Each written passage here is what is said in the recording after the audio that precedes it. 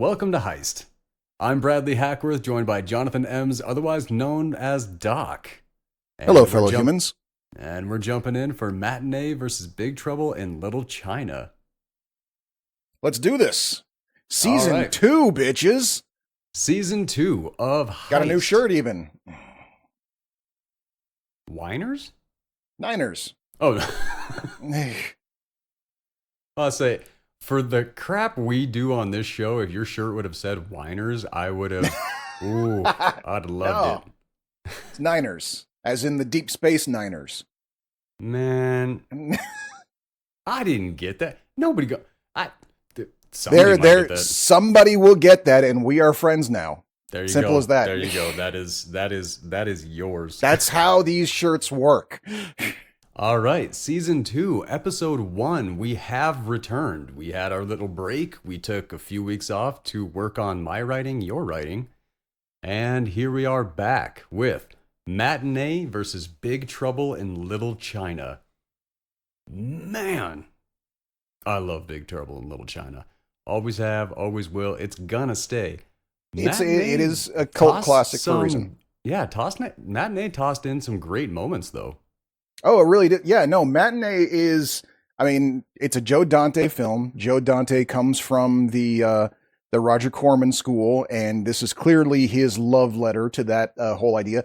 I think every filmmaker has to make at least one movie about what it was like going to movies when they were a kid. Kevin Smith just came out with his like a couple weeks ago, so it's what do you say we get into it? Let's do it. All right. So first up, what we're going to be doing is we're going to be going up and discussing Matinee, Matinee, directed by Joe Dante, written by Charles S. Haas and Jerico Stone, starring John Goodman, Cathy Moriarty, Simon Fenton, and Omri Katz, with Lisa, I don't know, is it, like the way it's spelled, I want to say Jakub, but that was my assuming as well. Yeah, okay. So with Lisa Jakub. That is what I assumed as well. Let's cut that. If you were going to catch that. Kellie Martin, James Villemaire, Dick Miller, and Robert Picardo, which we've covered. Dick Miller and Robert Picardo, yes. Joe Dante film where they were in The Burbs as a great cameo. But Dick Miller is like the cameo king of Joe Dante films. He really, really is, yes. And yeah, the man's just got a presence, Now, I'm curious if this is going to adjust any of the love that you have for this film. Jerico Stone, the original writer of this film, was not credited when this film was released because they did so many rewrites on the screenplay that they just gave it to Charles Haas and they removed the original writer off. That's fucked. That is very fucked. I mean, from what I read of Jericho Stone original screenplay, it was better. Really? Mm-hmm. I don't know. I like the ending. I like the ending better. So the ending in Jericho Stone's version, right? They were coming back as like 30-year-olds and stuff like that, and kind of discussing like how much they really like whooped up and the memories of it. Like it was kind of a flashback to that type of thing. And I like those stories a little bit more, even though the way this ended with John Goodman, I did like. Yeah, no, see, I liked the way they kind of set it off at the ending, because it's like it keeps the whole thing encapsulated into the the mentality that was the Cuban Missile Crisis. This movie takes place during the Cuban Missile Crisis from beginning to end. The movie ends the day after the Cuban Missile Crisis is over. Doing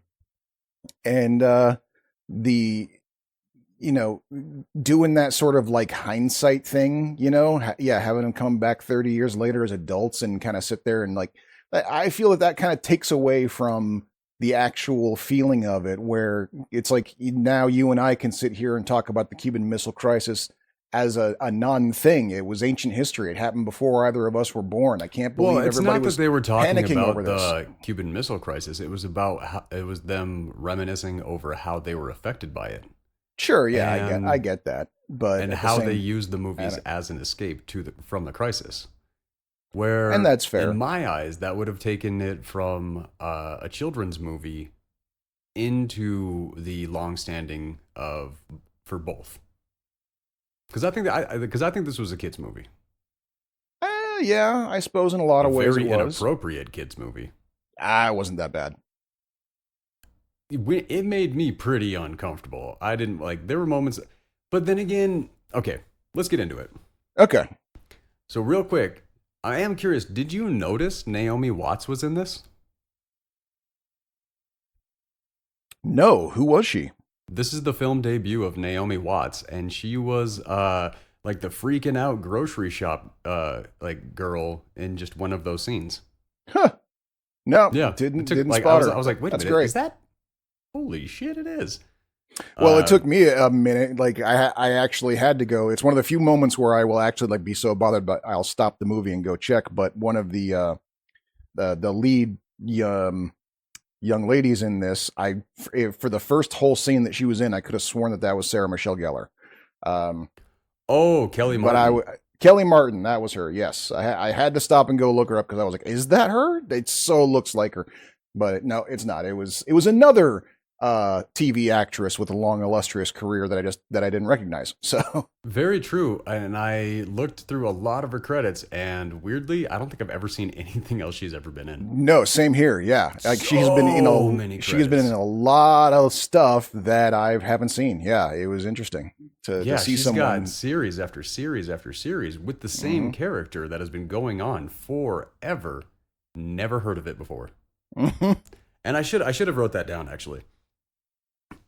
But getting into the movie, we open on the archival footage of a nuclear test and John Goodman as not Hitchcock. Who was he like kind of emulating? He was kind of he wasn't. I would say he's probably doing Roger Corman because that's who Dante got his start with. But I imagine probably the thinking is this is someone who is like, dime store Alfred Hitchcock, because they do make a joke about it when the guy at the gas station calls him Mr. Hitchcock. He thinks he is Hitchcock, but there is William Castle. I think that's who I was thinking of. Oh, Cass. Okay. Yeah, I suppose I could see that. Yeah. Because it was a thing. It wasn't just Hitchcock that did the side-facing like thing with all that. There were multiple others who did that. We all just remember Hitchcock because he was Hitchcock. Right, exactly, yeah. Yeah, no, so I was thinking about that. So I wrote it down as like very Hitchcockian, but he was literally like homaging William Castle. And that rumble pack that they had in the theater, that was a real thing. That really did happen, just not this exaggerated. Right, yeah. Yep. Right. So as the Hitchcockian Lawrence Woolsey. That is not an easy word for me to say. No. It really it's a surprisingly commonly used name too. Because oddly enough, Woolsey, yes. Because it always throws me because like Robert Picardo has played two other characters named Woolsey. Okay, so that's just Joe Dante with that name. Right, yeah. He just likes that name for some reason. He must have a real good buddy with that name, or he really likes watching people like me struggle saying it. But he's discussing his new film, Mant. Half man, half ant.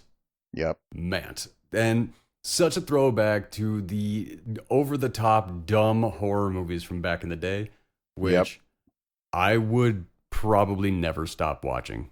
No. Too dumb, too funny, too great. Basically, every episode of MST3K is featured in this movie. But you gotta, like, I gotta love, like, and based on these scientific magazines, and he flashes them by the camera so fast that you can't even make out what they are. Fantastic. The In Atomo Vision, which essentially, like, as like in the 90s, the 2000s, we called 4D. Right, yeah. Yep. With like mist coming out of the seats and like all that stuff. Always wanted to go to one of those, but I never made it. Did you? I did. What was it? What do they call it? They had this one kind where they basically have like extra screens off to the side, so you get like this sort of not quite panoramic, but near panoramic view of the thing. That sounds kind of cool. The problem was it sounds didn't a little work. bit like a chore too. It was one of the newer Star Trek movies is what we saw on it. Oh, with all the lens flares? Yeah. That would have been fun. It wasn't Into Darkness. It was the one after Into Darkness. I can't remember which one that is. But I remember being really upset by it because obviously this movie wasn't shot for this effect. But because every time they went to basically like a wide shot that had all three screens, utilized for this much wider view, the resolution of the picture dropped down noticeably. Ooh, so I was like, this was a terrible idea. So I haven't been back to one of those since. And like I have noticed the ones with like the rumble packs and the seats, and like I was saying, like with the mist coming out and like the wind going around. Never been to any of those. No. I think I would like to. Like, it would definitely be a day where I wouldn't be able to wear glasses. I'd have to go get contacts just so I could go. Right, yeah. But it does seem like something I would like to do. That is the most hair I've ever seen Robert Picardo have. Which they had to have decided they have to put that on him. Like, he either grew out a comb over or they got him a toupee, because that end scene when he's panicking and all the hair is standing straight up, that had to happen. They spent money on that shot of him looking disheveled, and he needed way more hair than he had to look that way. Well, see, that was where I was wondering. This must be the era where Robert Picardo finally gave up on having hair on the top of his head. Because to have it that long, you have to have been having that for at least 6 months. Right. So I think this was just the era when Picardo finally went, you know what? I'm a funny bald guy. Right, exactly. Yeah. This is who I am now. Was great. Mm-hmm. The kids are coming out of the movie theater that they saw with the preview that Woolsey is coming to town, walking back to base. And everything that was happening, like kind of the world building, everything that was happening in the background about the missile crisis, all the drills happening, all the panic. And the kids were focused on them because this is about their escape from that situation. Mm-hmm. And I thought that was done very, very well. Coming in, you meet their mom and their loved how caring their mother was. Yeah, well, and especially how these kids too, how they the whole thing gets to them. Like, for them, it starts with, by the way, your father's not coming home tonight. They shipped him out all of a sudden, and he can't tell us where he's going or how long he's going to be gone. And as she's telling him that, as he's learning this news, almost immediately after that, that's when President Kennedy suddenly appears on the TV and says, "There's some shit going down in Cuba," and it's like a 1-2 punch to this whole family right here in front of us. So, no, that I did enjoy the fact that they actually use, and that's something that I really enjoy every time they do it, when they use the archival footage and they don't try to cast an actor and like that. Right? Yeah. I will say, when the Watchmen cast that actor as Nixon.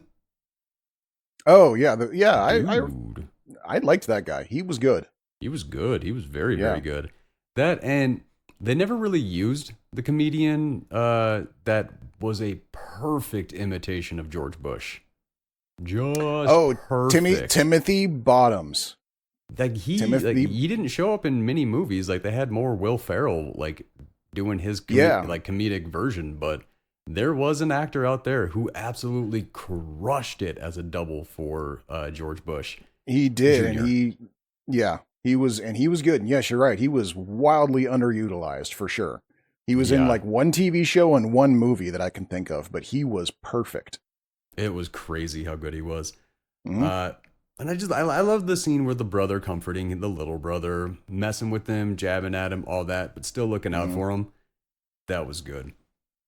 And then Goodman being over the top jazzed about the threat and how good it is for business. Now here's the, and this is, we're getting more of this now as we introduce like why John Goodman's character is coming to town. Like what, like we've been introduced to him as a concept with his trailer, and now we've got him coming to town. He's rolling in town with his film and his Cadillac. And I told you this before we saw the movie. When I saw this movie for the first time when I was like 17 years old, I looked at John Goodman's character and I thought to myself, that's who I want to be when I grow up. He's low budget sci-fi filmmaker, but he's also taking the movie on tour to movie theaters, driving around the country in his Cadillac with his hot actress girlfriend riding shotgun and just putting on a show in one town after another with his movie. I'm like, that's the life right there, man. Like that is who I want to be. I think most of us, that's kind of where we were coming from. For some people, yeah, it's like that's where people go like, maybe we should start a rock and roll band. Like for me, it was like, no, I don't do music, but I can do this. I can do what he's doing. There you go. Yeah. No, that's like with my friends and stuff like that. There was a conversation here and then, like when we were little kids, about going off and doing a band. And then as the years went by, we went, none of us can do shit.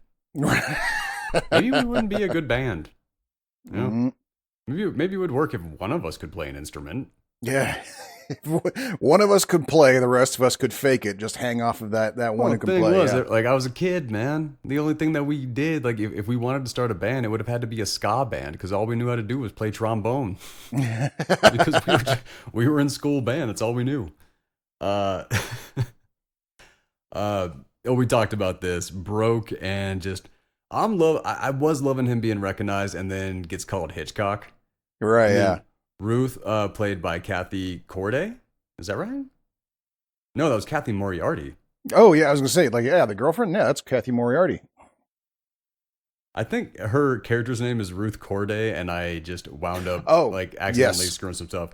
My favorite role of Cathy Moriarty's, though, it's dumb. I know it's dumb. I get it. It is her as what is it, like Patty Lowe in Analyze That? I never saw Analyze That. Oh my god! I didn't like Analyze This that much. I didn't feel the need to go to the sequel. I was, Oh, I loved them both. I loved Analyze That more than Analyze This. Okay. Definitely yes. But oh my god, she was dynamite in that. Absolutely. I mean, okay. We haven't really jumped in on anything that has a sequel. We haven't. I guess we haven't. Out of 50 movies, we haven't done one that has a sequel. That's crazy. We should revisit that. That can't be true. That seems statistically unlikely. So really, well, technically, Freeway has a sequel. Confessions of a Trick Baby. Right, which I have not seen, and I don't think either of us are really willing to acknowledge, because it has nothing to do with any... Because while technically it shares the title and is technically a sequel, absolutely no one involved in the first one was involved in making the second one. It was still Matthew Bright. Was it? It was still Matthew Bright. Oh. And... the stepdad who was all touchy-touchy with Reese Witherspoon. Right. For some reason, he plays a drifter in the second, in Confessions of a Trick Baby. I think I remember you telling me about that. Damn title. Are you kidding me here? Which, did you, like, I told you last season about that Haxaw girl. Remember, like, I do remember you mentioning that, and ever since you brought it up, suddenly she's been showing up on my TikTok feed. You can't blame me for that. She was no, I absolutely blame you for it. I was free of her influence until you said her name.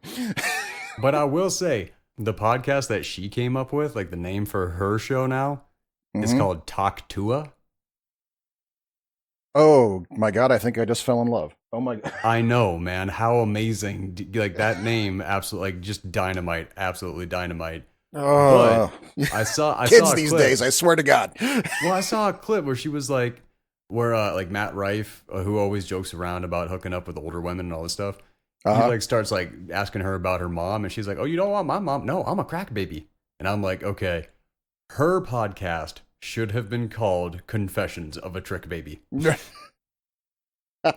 That was a really long walk just for that. Yeah, but it still. was. It was, but yeah, I see where we're here now, and okay. No, I mean, I'm not gonna lie. The lady, she is absolutely kind of hilarious.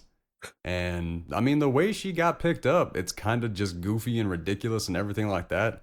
However, when you got somebody who's naturally talented at being that funny, I don't really care how you found them.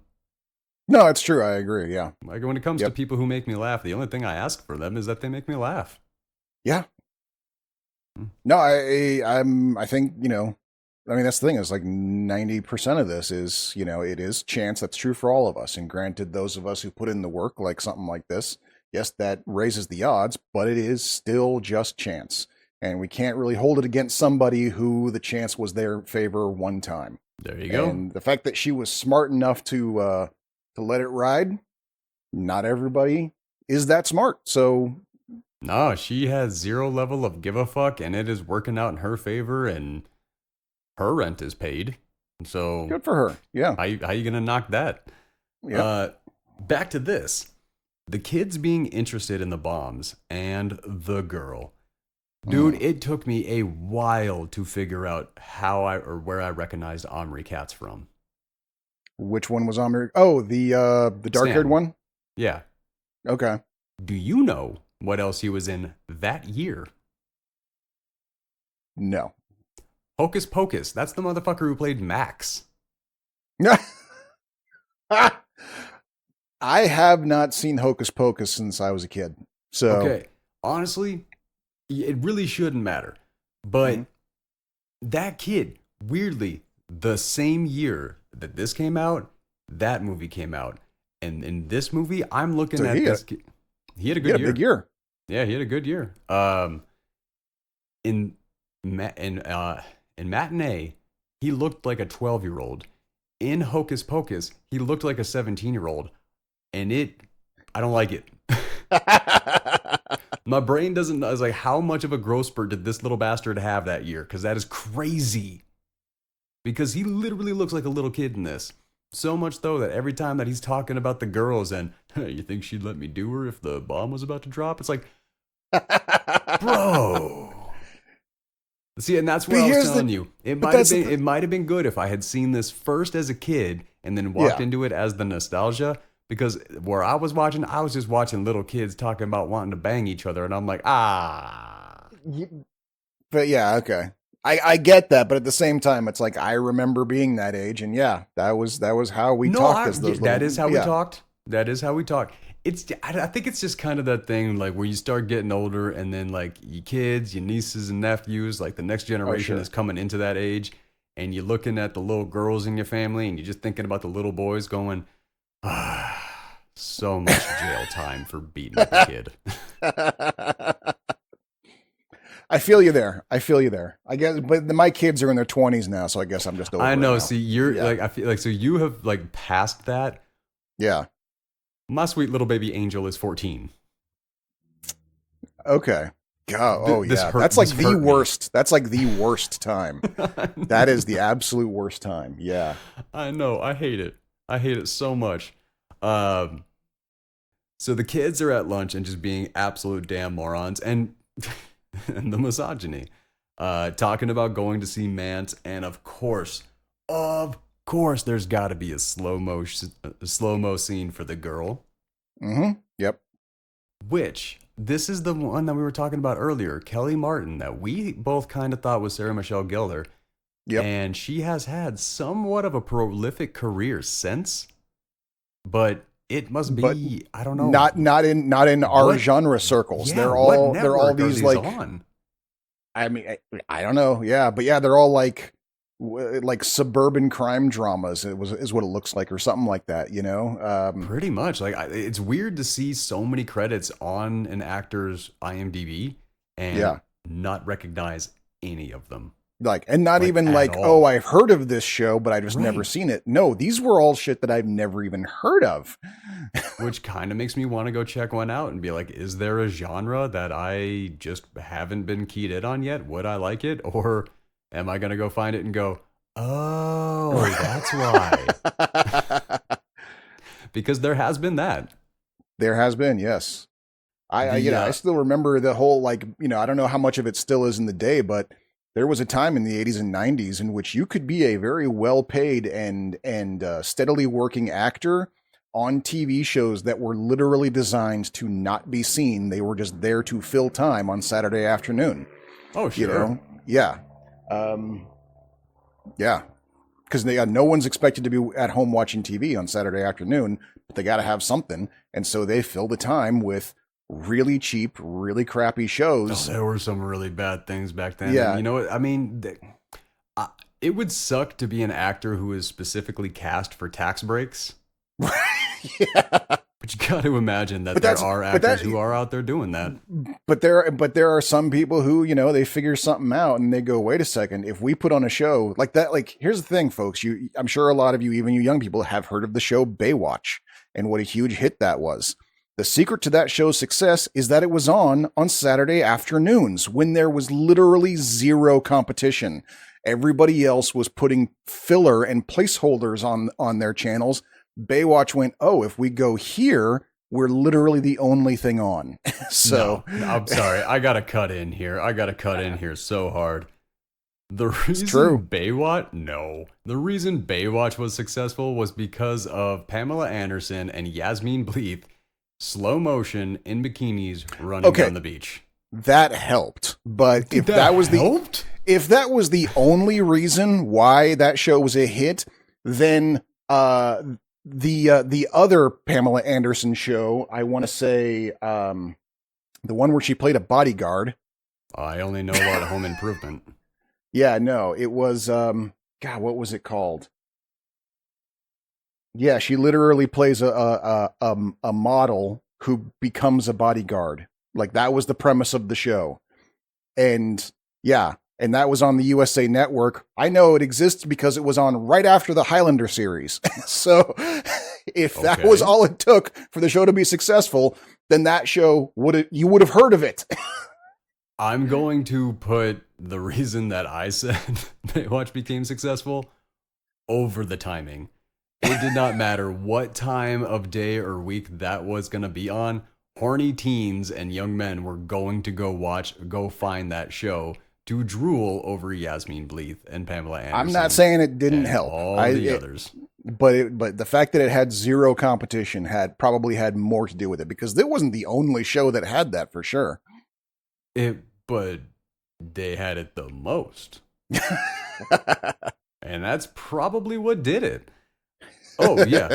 Speaking of horny teenagers, Matinee. Pretty much. Yep.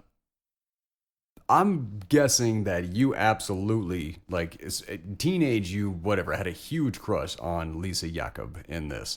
Coming out into the hallway, fight the power. Oh, yeah. What's this gonna happen? What's this gonna do? Like, all this.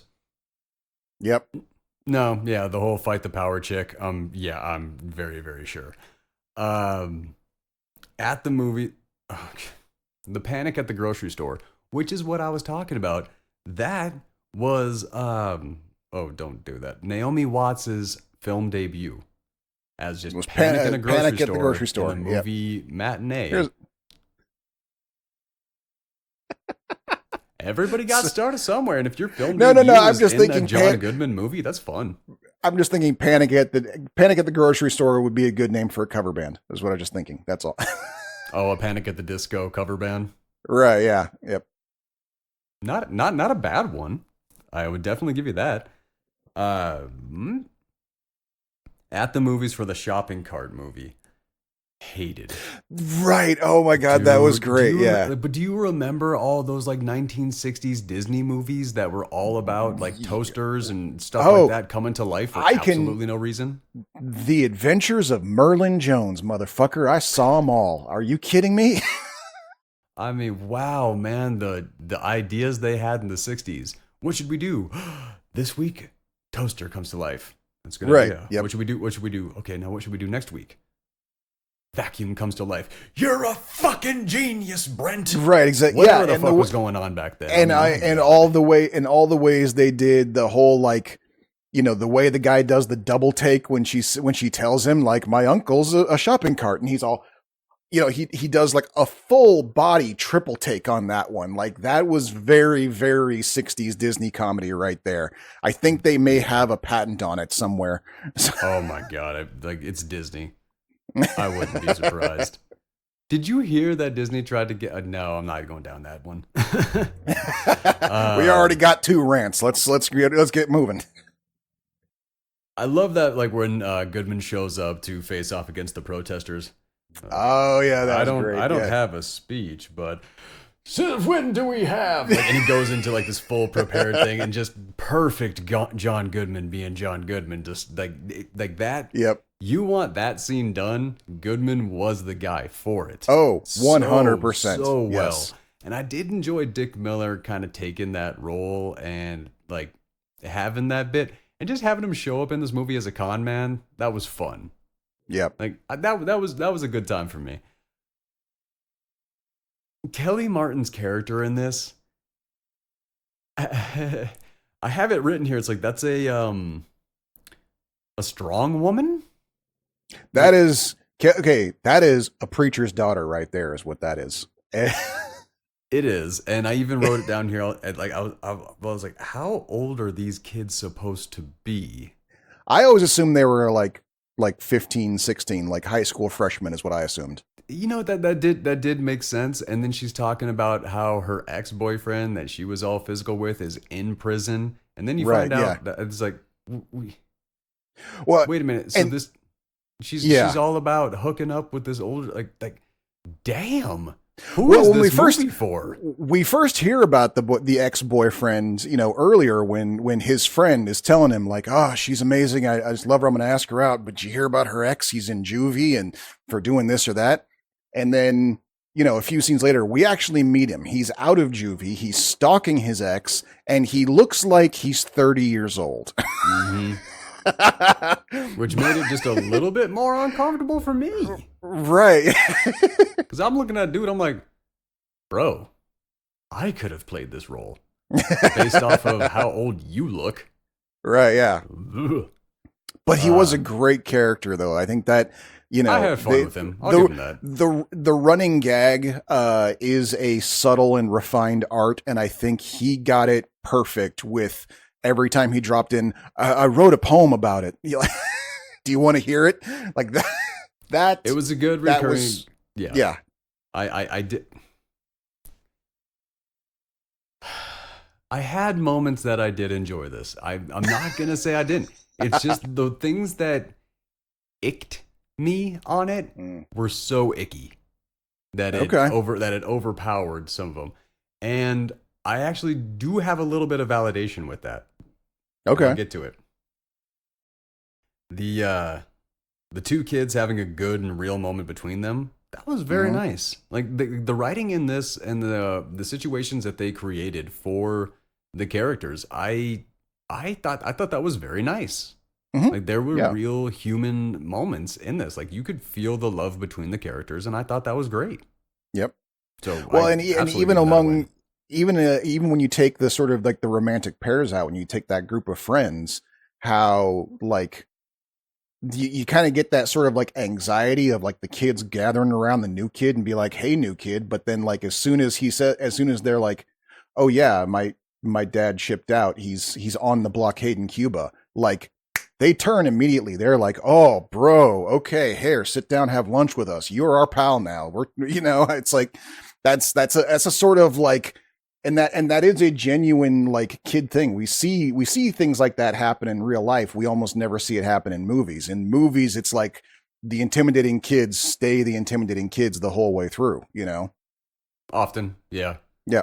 But I feel like that was a good thing, like back in the 90s, like a movie that I highly doubt that you ever saw. The Buttercream Gang. The Buttercream Gang. Nope, I don't believe I've seen that one. Nope, that's one of those movies that I think I might be the only person on the planet that saw it. Huh, okay. But I don't know if this was a thing back when you were in school, but when I was in school, they had like movie catalogs and book catalogs that would come through, and they'd be like G-rated movies and things like that. Okay. And like if you bought a couple, you'd get like a third one free.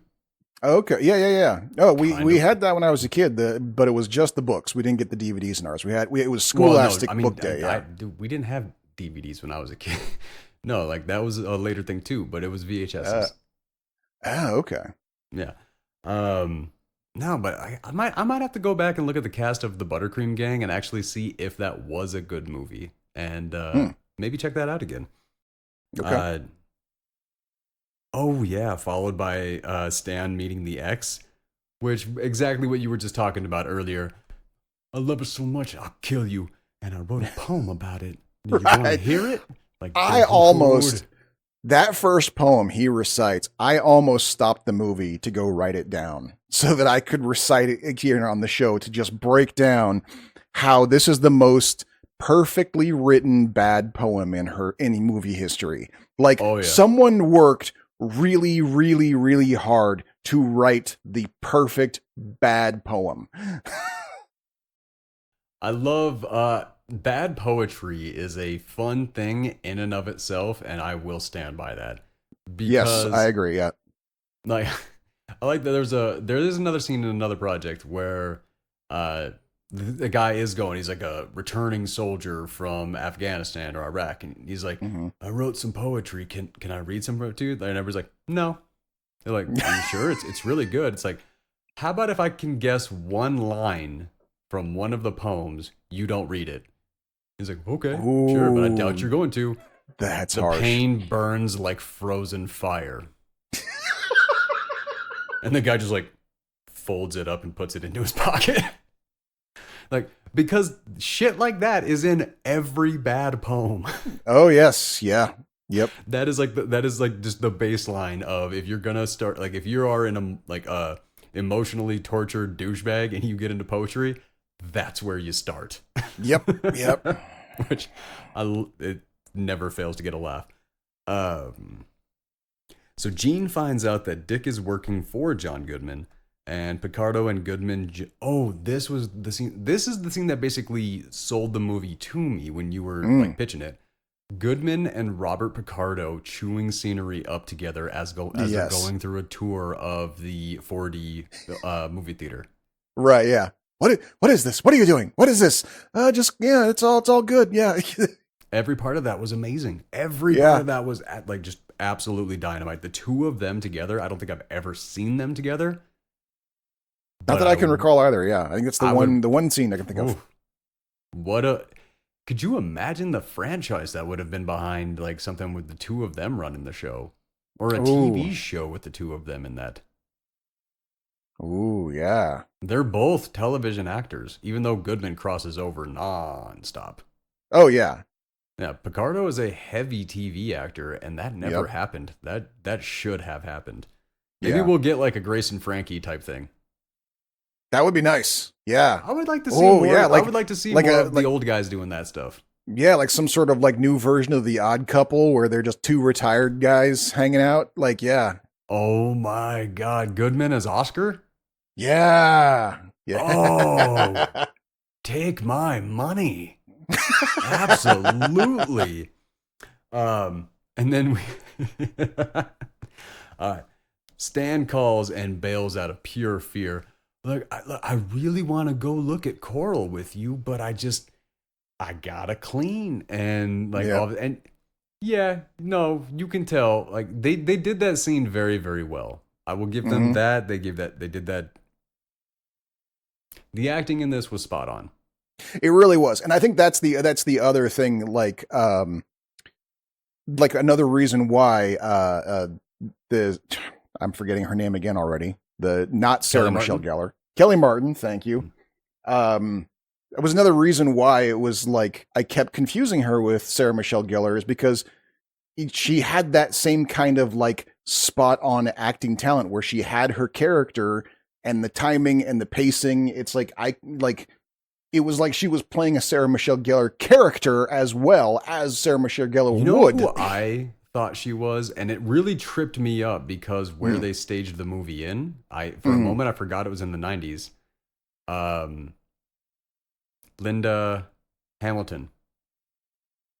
Oh, I can see that too. Yes. Yep. I thought it was a young Linda Hamilton, and I was like, "What?"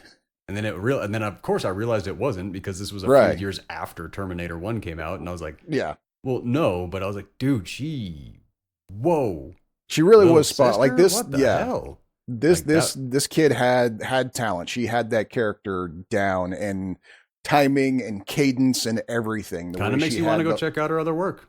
Kind of does, yeah. Yep.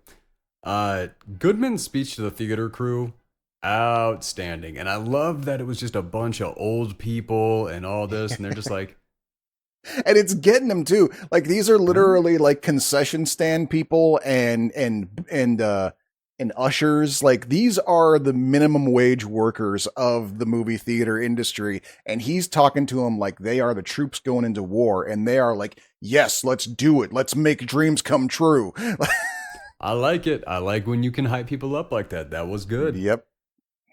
And then Goodman casting Harvey to be Mant in the movie theater and giving him the full rundown. Well, like, that's the thing. Oh, that was great. And because you saw the dangerous guy become the dumb guy, and that's always fun. Well, and it was an interesting kind of quick one too, because first we get the scene where it's with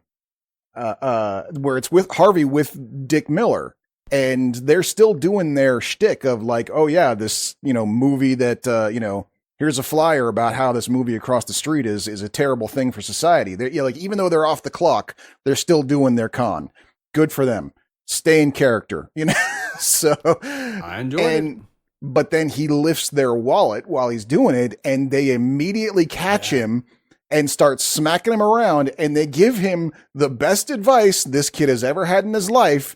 They said, dude, get a square job because you're bad at this. And the very next scene, he's in the Mant costume talking to John Goodman. Thanks for this opportunity, sir. Was Dick Miller just cocking back, that big dude, like in the back, just cocking back like he's going to just hammer down on them. And then just Dick Miller give him that. Yep. That was great. That was quality parenting, was what that was. You know what? I'll give you to that. I'll give it to you. Yeah. That was the 5 minutes that kid's life had been missing up to this point. I will agree with that. Yep. The dream of the bombs going off, and then waking up to his mom watching old home movies of her husband who's off at war. Oh yeah. That's what I'm saying. This movie had moments that just, I get it. I get why this movie gets love. I get why people didn't return. I'm gonna stick with that. Okay. The movie starts, and then I love that Picardo has like a vault style bomb shelter in the bottom of the theater.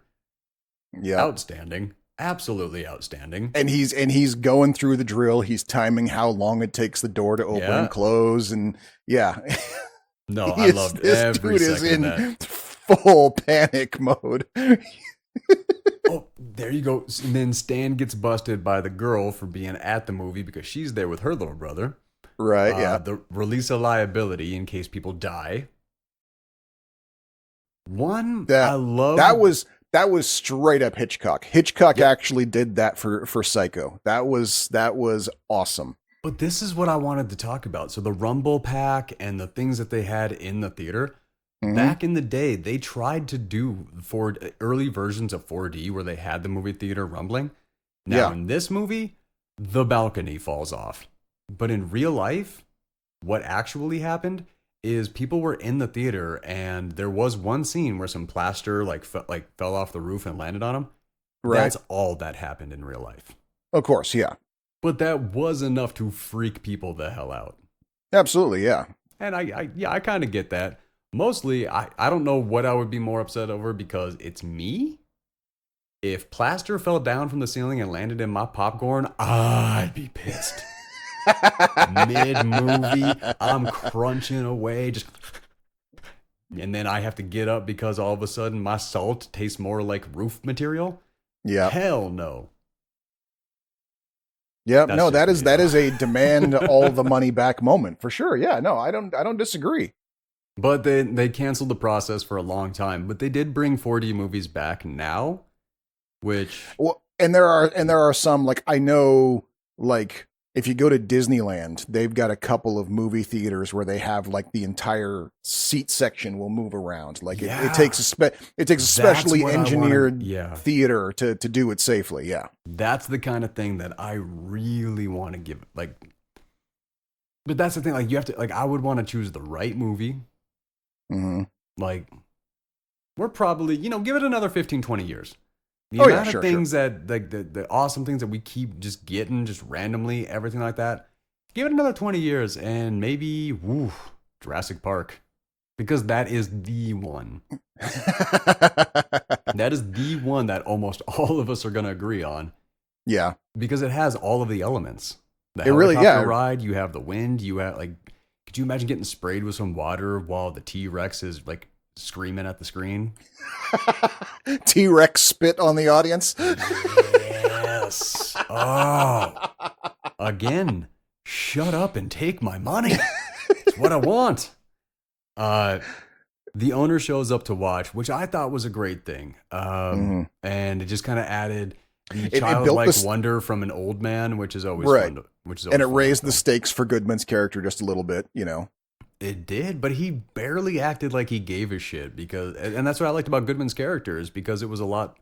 Kids were in trouble. He stepped right up. Yeah, he was like, strangely enough, he was like the, even though he was supposed to be the very like smarmy, confidence man coming in to shill everybody with, this movie. At the same time, he's also like, he's the voice of reason in like many scenes. Shilling the adults, but he's looking out for the kids.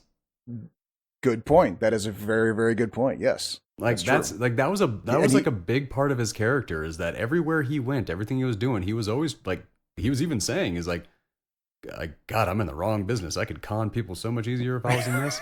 Right, but yeah. Every one of those kids he treated with absolute respect, and pure honesty. It was great to see. Like he actually was like a pretty awesome role model. That's true, yeah. And they do, and when you're just about to get to that, when the kid approaches him and says, like, that guy who was handing out the flyers protesting your movie, I saw him in one of your movies. And John Goodman's, he tries at first, he's like, oh yeah, he worked for me, he turned on me. Never mind. Yeah, no, I paid him to do that. Okay, follow me, kid. Let me tell you about the movie business, Mm-hmm. And I really enjoyed that. Like he just cut the facade and he was being real and kind of just offering dreams to kids, which is a really cool character. Well, and the funny thing is, I totally forgot too, because that whole bit where he does where he talks about the cave painting. He's like, we put the store, cool. Put the cave painting on the wall, and we make the teeth bigger and make it scarier, and it's like. I've given that cave painting speech before. I forgot that that's where I got it from. I've gone on tirades about how like the importance of storytelling and art. I'm like, we've been putting cave paintings on walls before we even knew what money was. Like, this is in our blood. Like, I've been saying that for years. I completely spaced that it was from this movie until I literally had a moment where watching it. We all have stuff like that, man. Like, you hear like the advice that is like an integral part of who you have become. You're like, and you just sit back there like, yeah, I'm really proud of myself for adopting this. And then you go back and watch and find out it was from like a cartoon episode. Right, exactly. In the 90s. Yeah, it's kind of Wait a second. Bit insulting to the ego. Yeah, I'm like, wait, did I get this from Starscream? Oh my God. Yeah, no, like, honestly, I need to reevaluate everything. I kind of dogging myself a little bit here, but at the same time, not. Mm-hmm. There are life lessons that I took from the X-Men animated series and the Spider-Man animated series from when I was a little kid in the 90s. Oh, okay. Yeah. Hey, that makes sense. Well, I mean, when you look at the source material for those stories, they're not for kids. Comics are not for kids. Some are. Mm-hmm. Comics that are written for kids are for kids. Right. comics as a medium is not is generally less child friendly than any movie and any TV show. like they don't pull they comics pull punches about as much as books pull punches.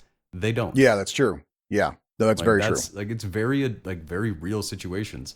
Yeah. You're not if there's no actual humans being harmed and you don't have to ask an actor to even pretend to do it, then you pretty much can do whatever the fuck you want, and they often do. Yeah. No, like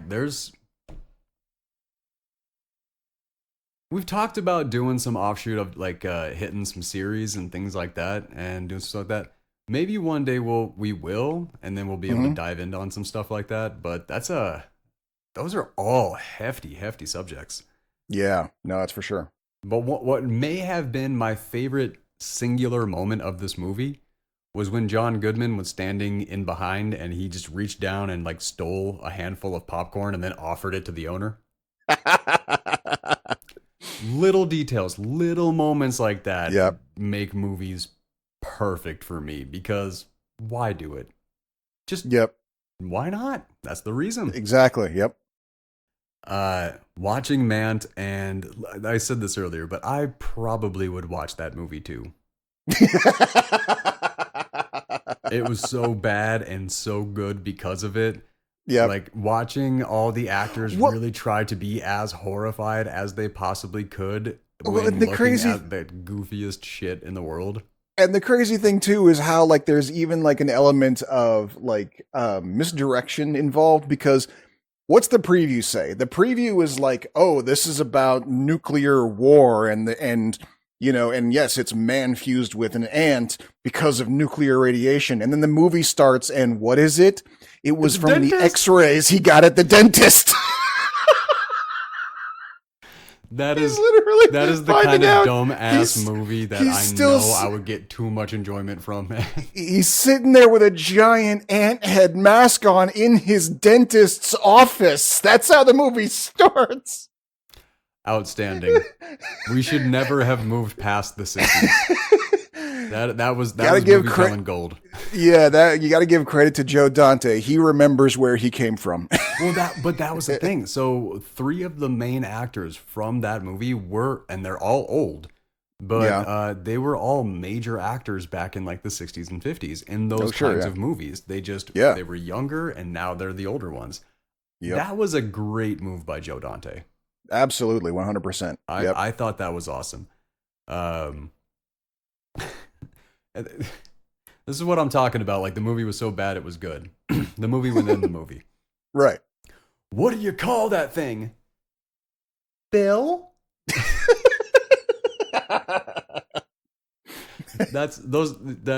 Outstanding. I was all the way in. The Rumble Pack goes high. But that's not even the end of it too. Is like it's the general of the army coming in to try to control the giant ant, and he goes, "My God, what do you call that thing?" And she goes, "Bill." And he looks at her, and then he goes, "Hey, Bill." Okay, yeah, you're right. That is the important part on that one. Yeah.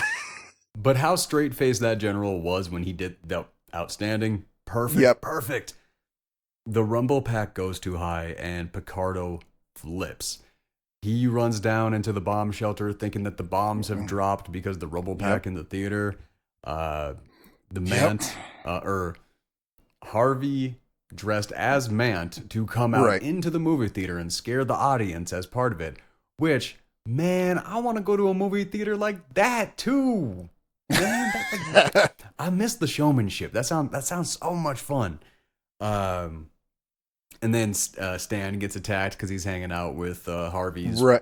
Oh, that was girl. Yeah, that was another great moment. And again, this goes like, and again, like if these kids were not like, there's the writing of it, and then there's the perfect delivery of this writing. That if these kids were any less talented actors, this would not have worked. And that was the scene before this when our main kid Gene is trying to tell the girl, no, he didn't, it's not that he didn't want to see you. He's, it's because he already promised me that he would come to this, and he forgot. And and it's for my brother, my brother really looks up to him like an uncle. Like, oh yeah, Gene comes in like a strong wingman. Right, yeah. Gene's really laying it on thick, and the best part about it was when he goes like, yeah, he was doing it for my little brother, and she goes, well, caring about a young boy is important. And right then her little brother walks up and says, we're missing the movie, and she goes, go away. And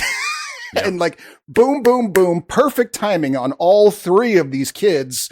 It would not have worked if you didn't have top tier actors and finding top tier actors that young. Did kind of give the argument against that the worst things to have on set are kids and animals. Absolutely. Yeah. No, these kids nailed it. Yeah. I think so. Then they think the attack has begun, and they run down to the bomb shelter and find that gun. And then that whole scene, this whole thing.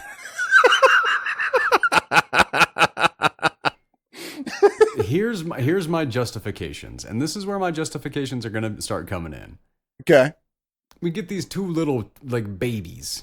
13-year-old, 14-year, I don't know how they are. 15, 14, 15 is what I figured. They look like babies. And then you get this little girl going, are we the only ones left now? Are we Adam and Eve?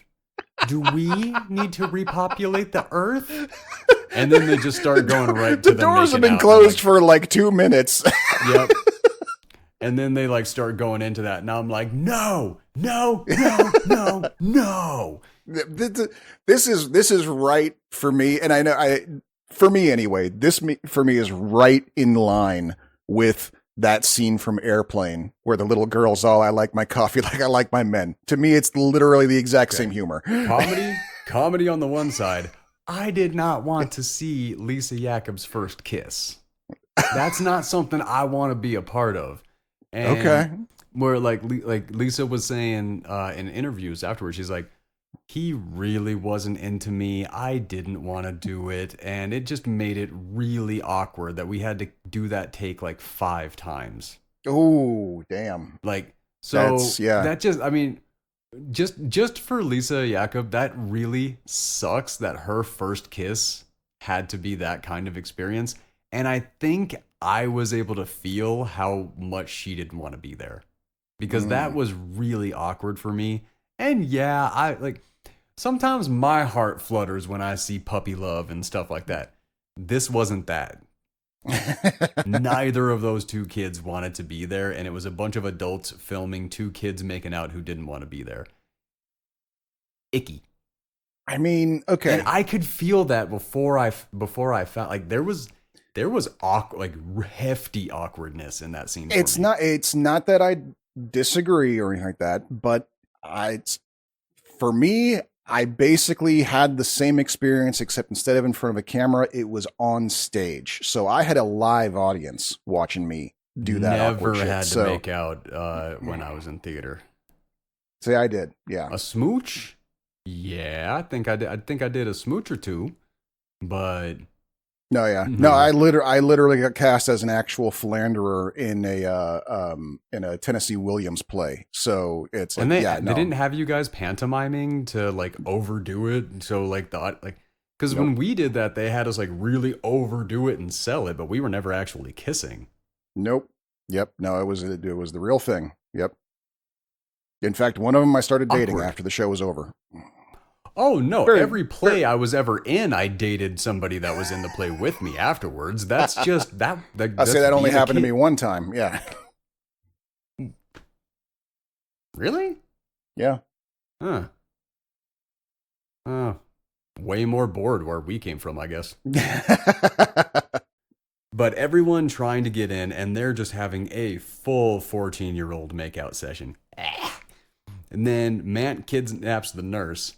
And then the whole time she's sitting there. Oh, by the way, when we were watching this, Kellie's like, was she in Ghostbusters? I was like, fuck yeah, she was.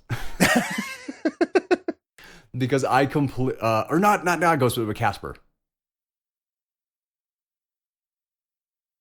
She was she was the main villain in Casper who was looking for like, that deed or whatever. That's right. Yes, that's right.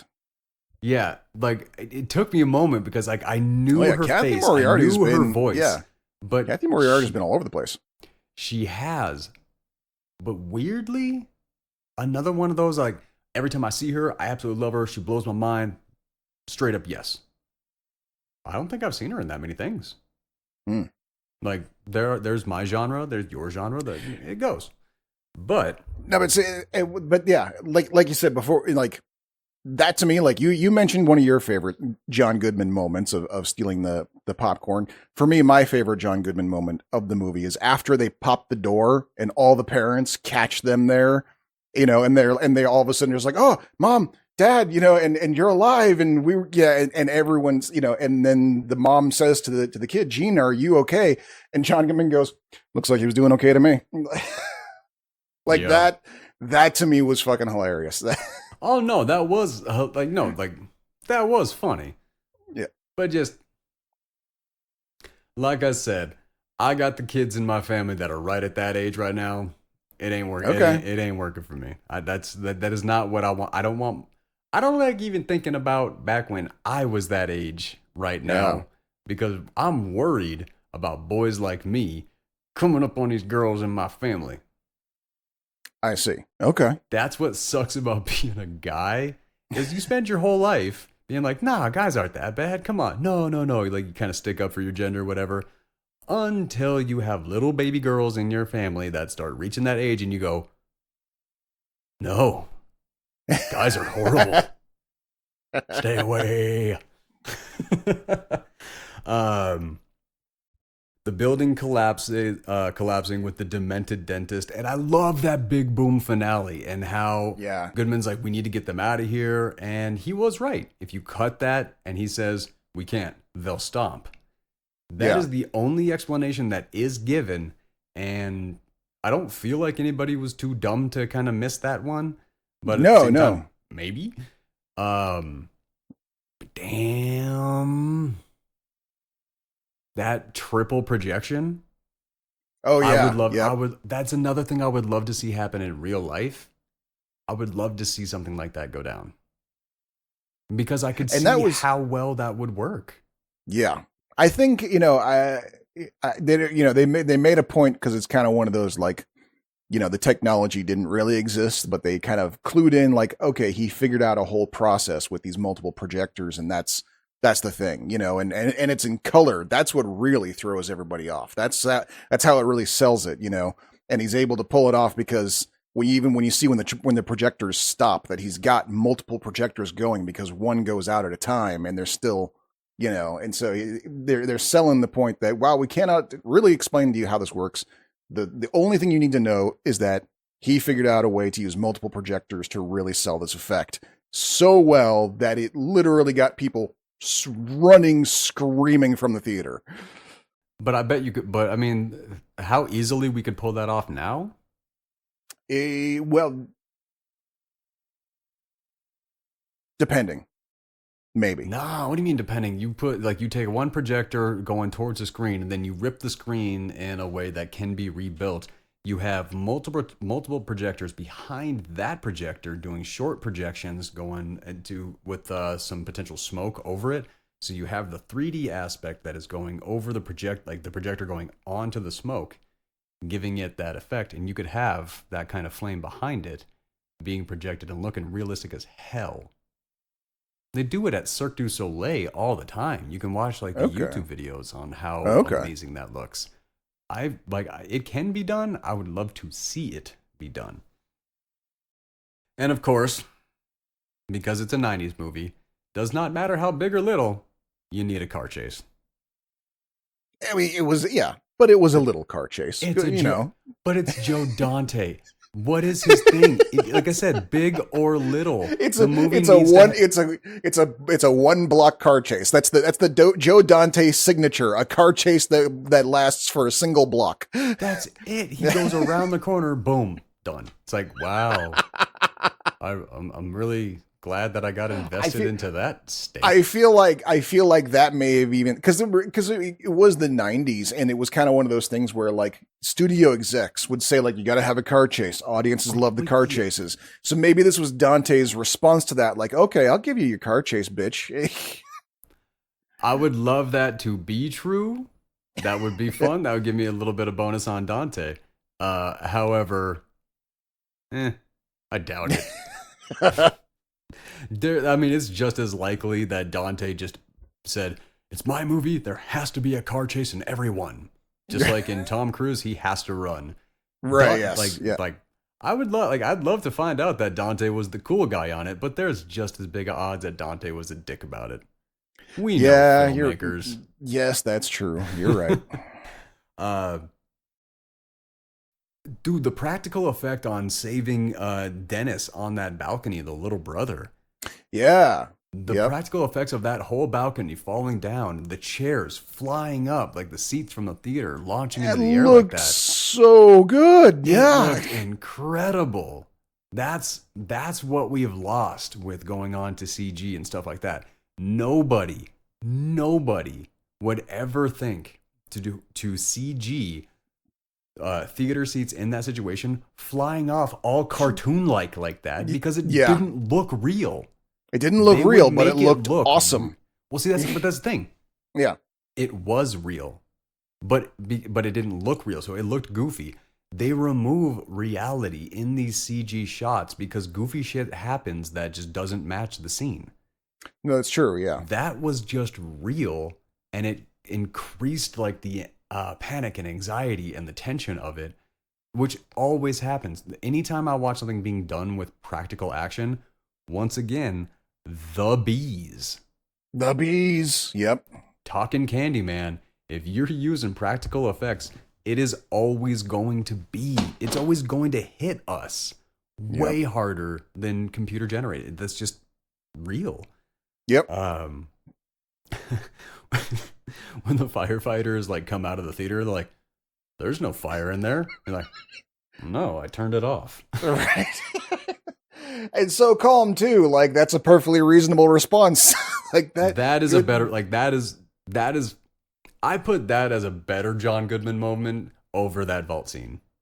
Okay, if you say so. But that is the personal stuff. I wish I could show you my note right here. Hard to believe you're a grown-up. I wrote that in quotations. That's why Doc likes this movie.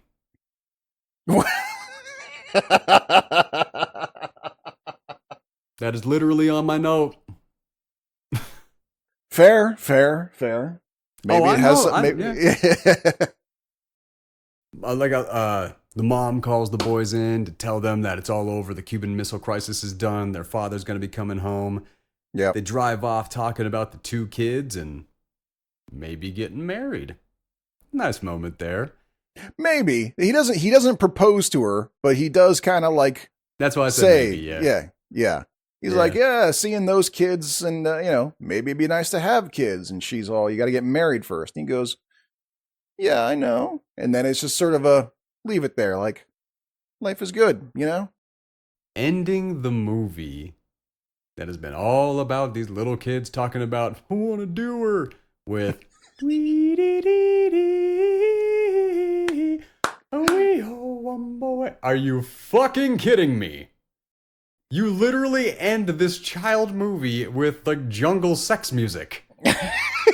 Well, to be fair, they also kind of started the movie with it earlier on. Like that was the music they went to sleep to after they got the news that their father might be killed by the Russians. Oh, was it? I missed that. Yeah. Okay. Then I'm gonna eliminate my final critique there because I am aware Ace Ventura is what turned that into jungle sex music. I was gonna say like that happened a couple years later. It took not long, like maybe 2 years later, but before that it was just a very nostalgic 60s hit. So I'll have to knock that critique. That is one that I will knock.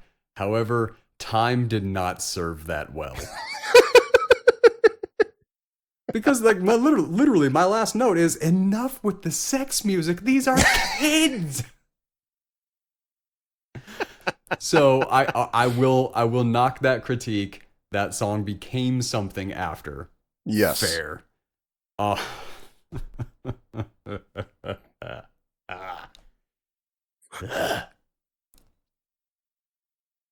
Personal favorite moments of the movie, Doc. What are your thoughts? Personal favorite moments in the movie. I did already describe it. The part where I know. John Goodman's given the kid the speech about, you know, the cave paintings and that sort of like, this is something we do. We do art. That we do was scare, my we most do, heartfelt moment of the movie. That whole Yeah. walking down that sidewalk. That Yeah, whole where he- thing. That felt like a mentor Yeah. passing Well, off a dream. and that's why I say I imagine this was probably, you know, to a certain degree, Dante's just kind of like personal love letter to Roger Corman, because I imagine that was probably a lot of their own interaction. He probably had a moment like that with Corman that he was heralding in that scene. I would I can imagine. see that. Yeah. I can see that. All right. Any final thoughts before we move on to the next? Oh, are we going to call it a must see? I do. I think personally, and not because of just specifically this one, but like I said before, every director has to do at least one movie where they talk about where they basically make a movie about what it was like going to movies when they were kids. Spielberg's got one, Scorsese's got one, Kevin Smith just came out with his earlier this month. I think they're all must-sees, because especially nowadays with, you know, more things in streaming, less people spending the time and money to go to theater, the whole theater experience is starting to tighten in to kind of basically be the same thing as like the live action theater thing. It's becoming a more special occasion, a more elitist thing. It's not as much of a part of everyday life as it used to. So I feel like all of these movies made by filmmakers about the love of going to the movie theater, I think is going to become more and more important over time. I can see where you're coming from, and for that reason, I can see that. Mm-hmm. I can't call it a must see. Not like and it's because there are better examples. Like the one that I would call the must see is the one who did it best. I don't think this one did it best, and I don't think there was anything specific in this that wasn't done better in another movie. If it weren't for John Goodman and potentially the actor who played Harvey, and just the other Joe Dante-isms, like, right, they're in there. Like, if you're a fan of Joe Dante, definitely go check this one out, especially if you missed it. Like, absolutely, like, that is a thing. I would call Mant more of a must-see than Matinee. That's fucking cold, dude. Come on. But there are like that's kind of thing. Like, I don't know if the people who would benefit from this being a must-see are still around. Like the ones who recognize these actors from the 50s and the 60s who were in the movie within the movie. That is my God, the kind of bonus that would come from that. I don't think that's totally necessary. I mean, if you are enough of a movie nerd that you go back and research it, well, sure. Well, no, that's why I'm saying like this movie for general audiences, I don't think people would gravitate to it. I think specific audiences would, like people who were big fans of like 50s, 60s, like sci-fi, fantasy, horror movies, things like that. Right. This would be the movie that they would watch and go, fuck yes. Like, so if you come across somebody who's really into those old movies, send them to Matinee. 100%. I don't think that's a bad decision. But I do think that there are still a bunch of people who just meh. Okay. Filmmakers, movie lovers. Yes. General audiences.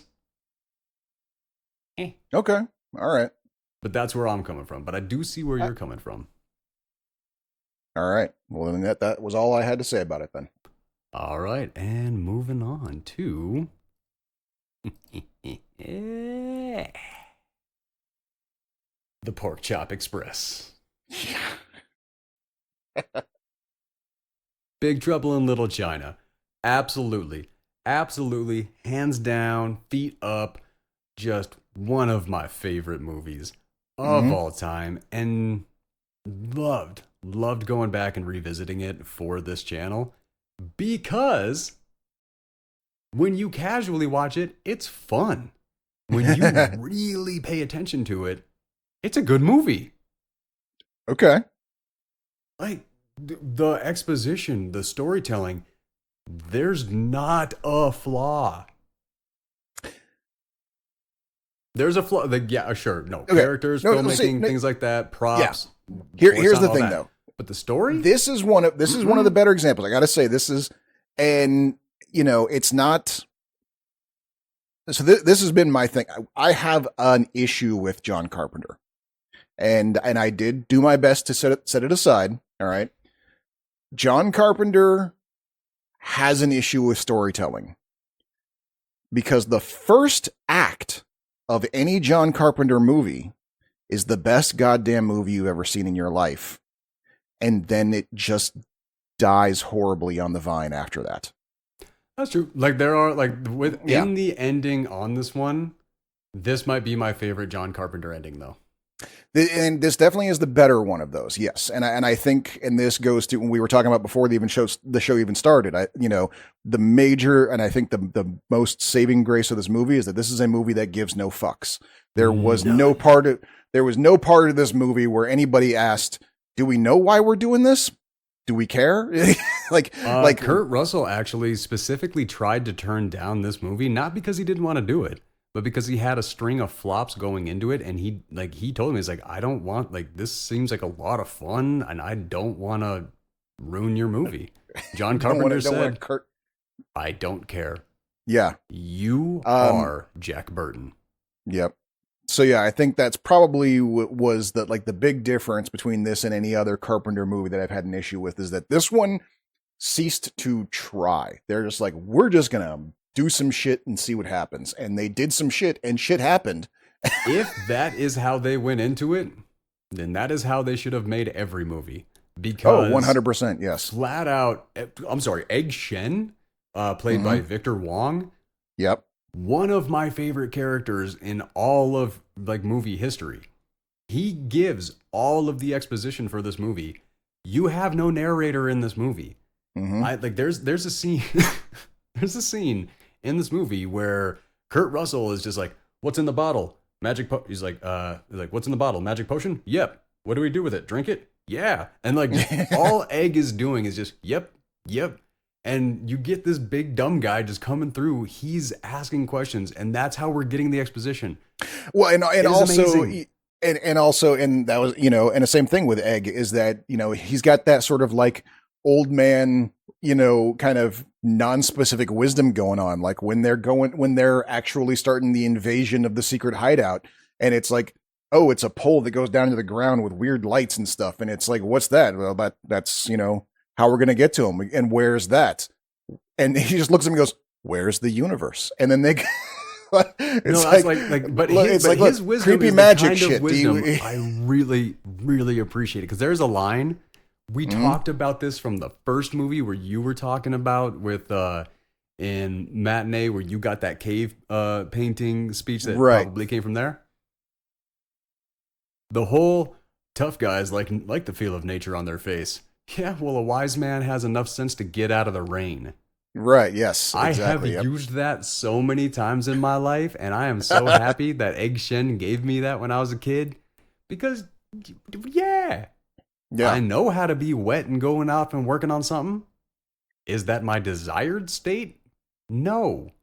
Wet shoes suck. Yes, yep. The only thing worse than wet shoes is one wet shoe. Ooh, yeah, I'll give you that. That is just a disturbing feeling. All right. So, Big Trouble in Little China, directed by John Carpenter, written by Gary Goldman, David Z. Weinstein, and W.D. Richter, starring, and I love this, Kurt Russell, Dennis Dunn, Kim Cattrall, James Hong, and Victor Wong, with Kate Burton, Donald Lee, Carter Wong, Peter Kwong, James Pax, and Suzee Pye. Yep. Dude. And I'll tell you, man, and not to knock on Jack Burton but Kim Cattrall did not get enough screen time in this movie. Her character was so amazing. Yet she was in almost every scene of the movie after her couldn't get character enough was of introduced. Not enough of her. Not enough. She needed more of her whole weird thing that she had going on. You're putting it as a knock towards the movie, but I put that as an actual bonus towards the movie because you had so much of a character who was a side character and you still wanted more. Not knocking it at all. Not knocking it at all. In fact, I'm saying like I'd like not to suck against Burton is what I'm saying. Like I get it, but that's the thing. That's basically what I'm saying. Is like her character specifically was so fucking good that yes, wanted more of her. Wish there was more of her in it. You know, would have been okay if they actually did just write Kurt Russell out and just made her the star of the movie. I would have been fine with that. Her character was awesome. You would have been. She was great. Jack Burton was my... See, that's the thing. So this movie is starring not the main character. Right, that's right. That's what I really love about this movie. The main character in this movie is, I think it's Dennis Dunn. Like, he is the one who is absolutely... the argument could be made for James Hong, who played David Lopan, which... Now that you have watched Chuck, did you get that joke? David Hong plays a character named Lopan in Chuck, like episode 3 or something. I guess I forgot about it. Remember the sizzling shrimp? Kind of, yes. Like they go off to that like Chinese place. So yeah.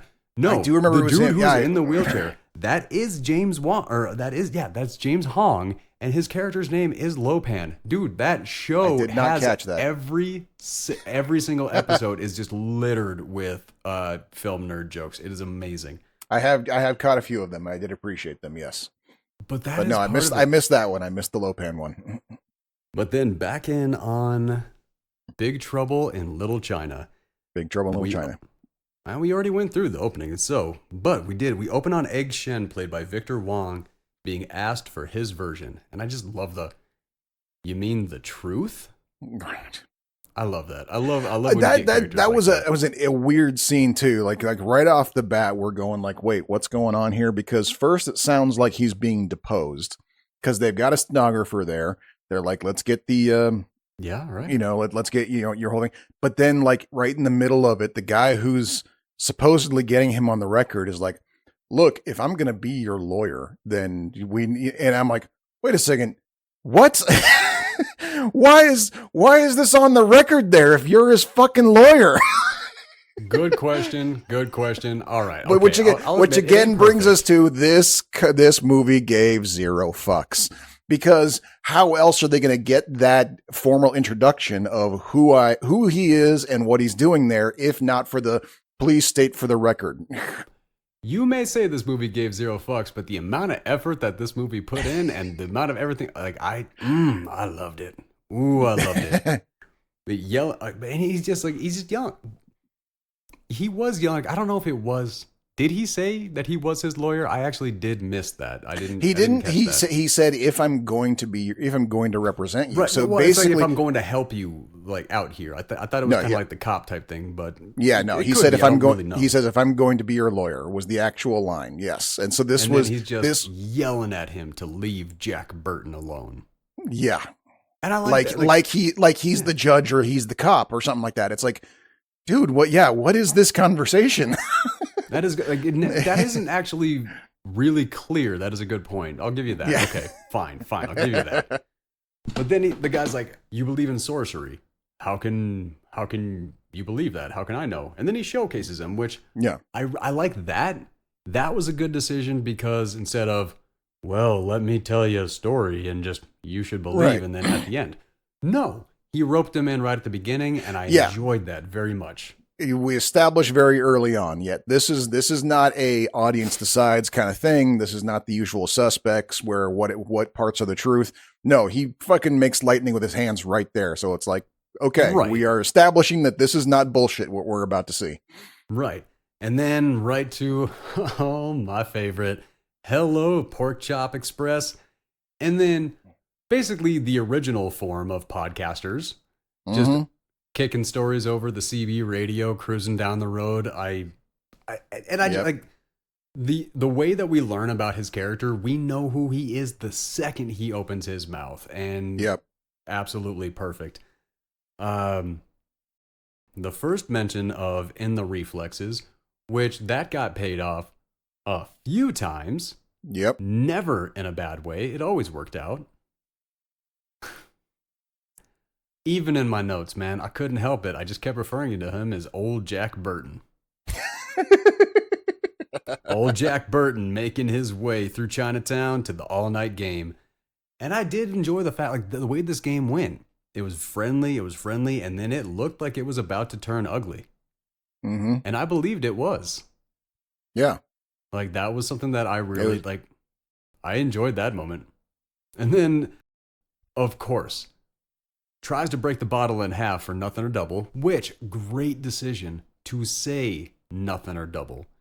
Never said like that before, and immediately puts any time that is said to this movie. Mm-hmm. Yep.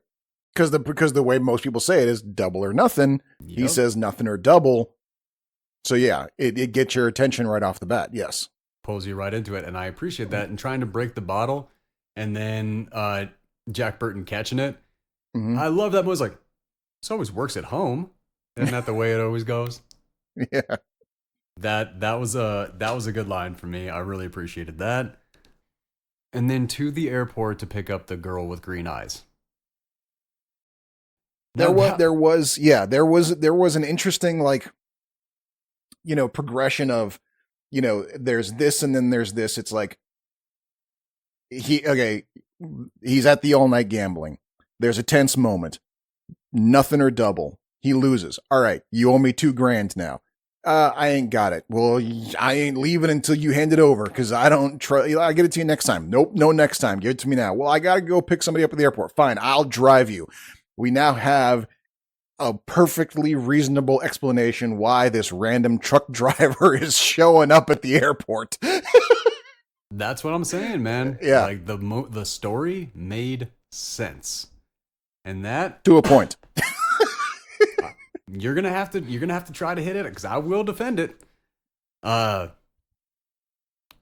when they get there, and then we get our first look at Kim Cattrall as Gracie Law. Yeah, and a recurring joke that was through the whole movie, and I thought about going back and rewatching it again just so I could write down all the different hells that they mentioned. Yeah. The hell of burning fire, the hell of being stabbed, all that. But my favorite hell that they mentioned was, what the hell is Gracie Law doing here? Like, they're going through the different hells, and then the hell is Gracie Law doing here? Like, the fact that they cut the what from that question made that what it was, and that was beautifully brilliant writing in my mind. It's pretty funny, yeah. How much Wang was absolutely obsessed with Miao Yang, Yao? Crap. I think it was Miao Yang. But how much he was obsessed with this woman and head over heels with her. His spirit is going north and south, and everything's out of whack. Mm-hmm. Wang is our hero. Right. 100%. Jack Burton is his sidekick. Yep. We just are following the sidekick the whole movie. And that was amazing to me. Yeah. It was so much fun because what we were talking about with aspects of what we are writing into our books. Right, yes. And we talked about like the perspective shift. It was great that we wound up going right into Big Trouble in Little China. Quite possibly, in my mind, the best example of the movie following not the main character. Yes. Yeah. Like, my God. And even kind of, intentionally tricking the audience, into it. Like, usually when we have, because they will have stories where you're not following the main character, you're following someone who's observing the main character, but they usually present themselves to like that. You're very famously, Watson in Sherlock, he says right up front, I'm not a part of this story. I'm just telling you what I saw Sherlock do. This does not do that. This is Jack Burton thinks he's the hero of the story and is very much not. And that is somehow better. Oh, yeah. Oh, God. His bravado is what makes this so damn entertaining. Yeah. Without his bravado, this would be just a regular action movie. Yeah. Action, fantasy, that's it. His bravado is what makes this a top comedy. Yeah. What I loved about the ending of that scene at the airport is that over the top tough guy one-liner that just, like, they kidnap the girl and they run away. Son of a bitch must pay. Just the sheer insistence on that, like how he delivered that was, and absolutely a line that Sylvester Stallone would have thought was the deepest line of the movie if it was him. That's how it would have been delivered. Yeah. But could you imagine any other actor of that time being this role? No, yeah. I mean, if There's we're talking only like one other actor that I can possibly think even could have that would have done about the same, and that's Bruce Willis. His 90s mixture of comedy and tough guy. Yeah, and maybe not, because I think that was. I don't think no tough guy. No, that enough. wouldn't have. Yeah, no, that wouldn't have worked, because that was part of his charm, was the fact that his action characters didn't even take themselves seriously. Jack Burton takes himself too seriously. That's what makes him work. Point. See, I don't think anybody else could have done this. Yeah. Like, I was reaching with Bruce Willis, but no. The only other big action guys at the time were, you got your Schwarzenegger, you got Stallone, Dolph Lundgren was still pretty big at that time, but even he, I don't think, would have been able to pull it off. So, yeah. Kurt Russell's probably the only one. Was Snipes around yet? I don't think he came up until a few years later. No, Snipes was already in. Was he? Okay. He wasn't big, but he was already in, yeah. Yeah, no. Snake Plissken. It's him. But then we get our in-story introduction of Egg Shen on his tour bus, and that's what I like. Like, Egg Shen, he's given that tour and all that, and he does that very nice at the end when he's done talking. Like, I thought that was a nice little character addition. I really enjoyed that. Right. And they have that whole chase scene, and they wind up on the like funeral procession against the Lords of Death, and I forgot to write down the other gang. But this was just bad. so fucking out of left field. Like, we're you like kidnapped from the airport, chasing her down, bring a Mack truck down an alley in Chinatown to chase down the kidnapped victim, and run right headlong into a funeral that is then attacked by a rival gang. What the actual fuck? Good times. That's what that is. That's good times. Every part of that is completely insane. Correct. And so much fun. My super big nitpick on this is they had a bunch of dudes in white robes get shot and not one drop of blood. No, yeah. Well, like, don't dress them in white. Dress them like Deadpool. Dress them in red if you're going to do that. They needed their PG-13 rating, so, they couldn't show blood. Yeah. Stupid. But then we get our first look at the Three Storms and Lo-Pan, which I don't think it was until this watching that I realized that you see the human version of young Lo-Pan before you see the sorcerer version of young Lo-Pan. Yeah. Well, and I remember, here's the thing, though, and this, okay. And again, with this is nitpicky shit. I know that. This is not me knocking the movie or nothing. This is one of those things where, like, when I saw it here, I actually had, like, a flashback of being angry about it as a kid. And it was the first scene when we see Lo-Pan, and he drives the truck over him. Okay, and then we find out later the reason why the truck passed right over him is because he's, in this form, he's immaterial. That's his curse. When he's in his young form, he has no material. That's why he wants to do this whole thing. If he's going to be solid, he's in the crippled old man body that hurts to move, and that's the curse he's trying to get lifted. Except that in that scene, when they drive the truck over him and he passes through it, He doesn't pass through it. You clearly see the low pan dummy get hit and fall under the truck. Yeah, and no, that that annoyed did the get me shit too. out of me as a fucking child. And it just annoyed me all over again when I saw it today. That is true. That is something that it always kind of that did bother me, especially when you see how well they show him going through walls later in the movie. Exactly. It's not like they didn't have the effect on hand. Exactly. Yes. Okay, I can give you that. I can give you that. But that is nitpicking, and usually Yeah. that's And my, like I said, that's my I'm area. not. That's not one of my reasons why I would knock this movie at all. I don't. But here's the thing: like, I don't really knock this movie. I totally get why people enjoy it. I did enjoy it. I would tell people to see it because yes, it's an extravaganza of insanity that must be witnessed. It is I a just good don't time. see it as like it's something other than, I don't know. I can't put my finger on exactly it to say like it's not really a story. That's not true. It's not really a movie. Oh, you're not that guy. You're not going to say that shit. Oh no, it is there's a hell of a story. There is a lot of movie. I mean, I love this. But yeah, but that's the thing is like for me, it's, if comparing it to something like Matinee, I think if the time period of Matinee took place 30 years later, the so bad it's good movie that they're going to see is Big Trouble in Little China instead of Mant. Ooh. You think you got hatred for what you said about Requiem?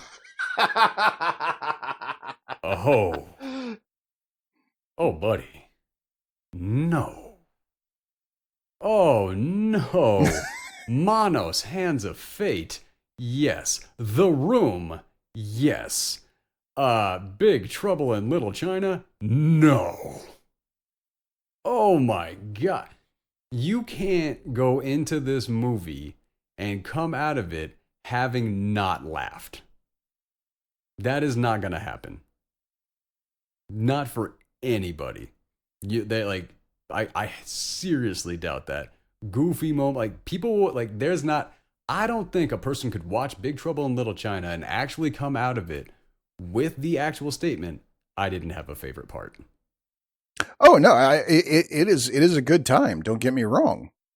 That's kind of what I'm saying. But it is a schlockfest. It is an exploitation film. It is the sets were clearly dressed by what they had lying around. And granted, they did a great job, but this was a cheap paycheck for everyone involved. And there's nothing wrong with that. Some great shit has been made that way.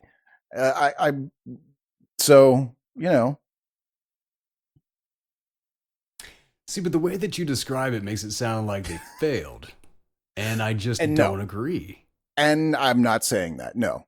I'm not saying that at all. To say that it the thing, like when you're saying like you're trying to figure out like how to describe it, like it's not a movie, it's not like it doesn't have a story.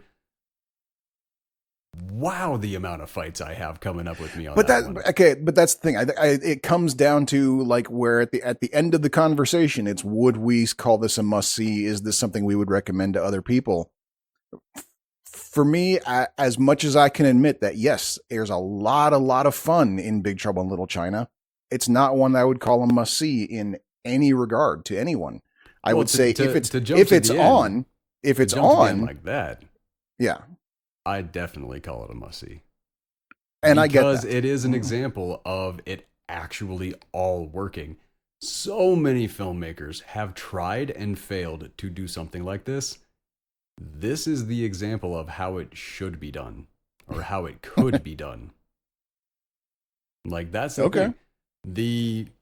When you take it as seriously as, because they know they're campy. Like they know, like the camp, it's there, and they embrace it. Yep. They know that they weren't making the ultimate horror movie or anything like that. No. For fuck's sakes, the final battle had a big skull with neon lights around it. They knew. And an escalator. Yes, I know. And an escalator, which was, my God. This is a comedy. No, and that's where it wildly succeeds. and that I did say this, like, this movie's in every complaint that I could possibly have about this, it's one major saving grace that makes the whole thing worthwhile, is that this is a movie that gives no fucks. Okay? And that's great. That comes out, you can tell that whoever, like, not just Carpenter and not just Kurt Russell, everyone involved in the making of this movie was having a great time just going nuts with whatever they were doing. And it shows. And that's what makes it fun. If this movie were on TV, I would say, oh yeah, since it's on, you should watch it. It's fun. Well, here's the thing. Mm-hmm. Like I said, jumping to the end. I can't think of a person I wouldn't recommend this to. Mm. That's the thing. Like there are people that I wouldn't recommend go watch a movie about the Cuban Missile Crisis because they just don't give a shit. And they don't care about filmmaking aspects and things like that and the general movie-going experience. Mm. Big Trouble in Little China is a movie that people who don't even like movies will still enjoy. Like, it supersedes even what it is because it's just, oh my God, there's something literally in this one for everybody. And Okay. as much as I kind of want to agree that it is kind of like a Chinese exploitation film, Mm-hmm. they don't go hard enough in the paint for it to be one. No, they really, I mean, there were moments of this where I'm wondering if, like, the fact that they even had Jack Burton and Kim Cattrall, Jody Law. What was Gracie Kim? Law. Gracie Law. So Jack Burton and Gracie Law were basically there to sell them to the studio. Like, Yeah. they wanted to just make a full on, Chinese action movie, with all of the legendary, in-flight sword fights and everything. But the studio wasn't going to fund them if they didn't have white people in it, and so they just plugged Jack Burton and Gracie Law in for funsies to sell it. And granted, as much as both of their characters were awesome, if you take them both out, the movie still works great. Yep. Yep. It's just not a comedy. That's true. Yes. No, like the inclusion of them is what makes it a comedy. Like that is absolutely true. Yes. I don't think there's a punchline from anybody else. I mean, Egg Shen, everything that comes out of his mouth is hilarious, but I don't think it's a punchline. He's just funny. Yeah. And most of the funny things that he says are making fun of Jack Burton to a certain degree. So, but I think you're right. Yeah. Yeah. Like, Jack Burton was kind of the character, like he was us, fish out of water in the world, learning everything as it's coming along. But seriously, what I appreciated about this movie more than, oh my God, the more I think about it, the more it reigns supreme. The lack of in-your-face exposition. If you cared to listen to it, you could key in and you could get all of the story, but you didn't need it at all. And they didn't treat you like you needed it. They did have like a specific exposition scene, like there's that scene where after the who is the Chinese god that Lo Pan is trying to appease? I don't remember his name. He said it 50 times in the movie. That's why I'm saying the exposition is not in your face. It is so hidden. And they do tell a little bit, but really it's just setups for like Jack Burton when Egg first shows up on the scene, that as opposed to like his introduction scenes, the tour and all that. Like when he first shows up and he's reading the bones, there's a whole scene where he's literally explaining to Gracie Law what's going on. Jack Burton's not getting any of that story because he's already halfway down the street with his friend trying to rescue the girl. But he's like that whole scene. He's on the phone talking. Like that's actually where we're at in the notes. You want to get back to it? Okay. So back at the restaurant with Jack yelling at the insurance and meeting Eddie and finding out about a stolen truck, and then you get Wang in the background. How do you think I feel? I lost a whole girl. That was a really good line. Okay, I have to take back what I just said about everybody, but nobody else getting a punchline. That was funny. That was a good one. And I love how dumb they make him look when they go to that whorehouse. Right. Yeah. And the little character that he puts on there, fun. And everything that is happening around him is very serious. The music composition, it is indicating very serious things which that is something I did want to toss to. The music composition in this was actually very, very good. But John Carpenter does he lands with that pretty often. Yeah. Yeah. Well, he usually does his own composition, doesn't he? Hasn't he always been a musician and he composes the music? I didn't know that.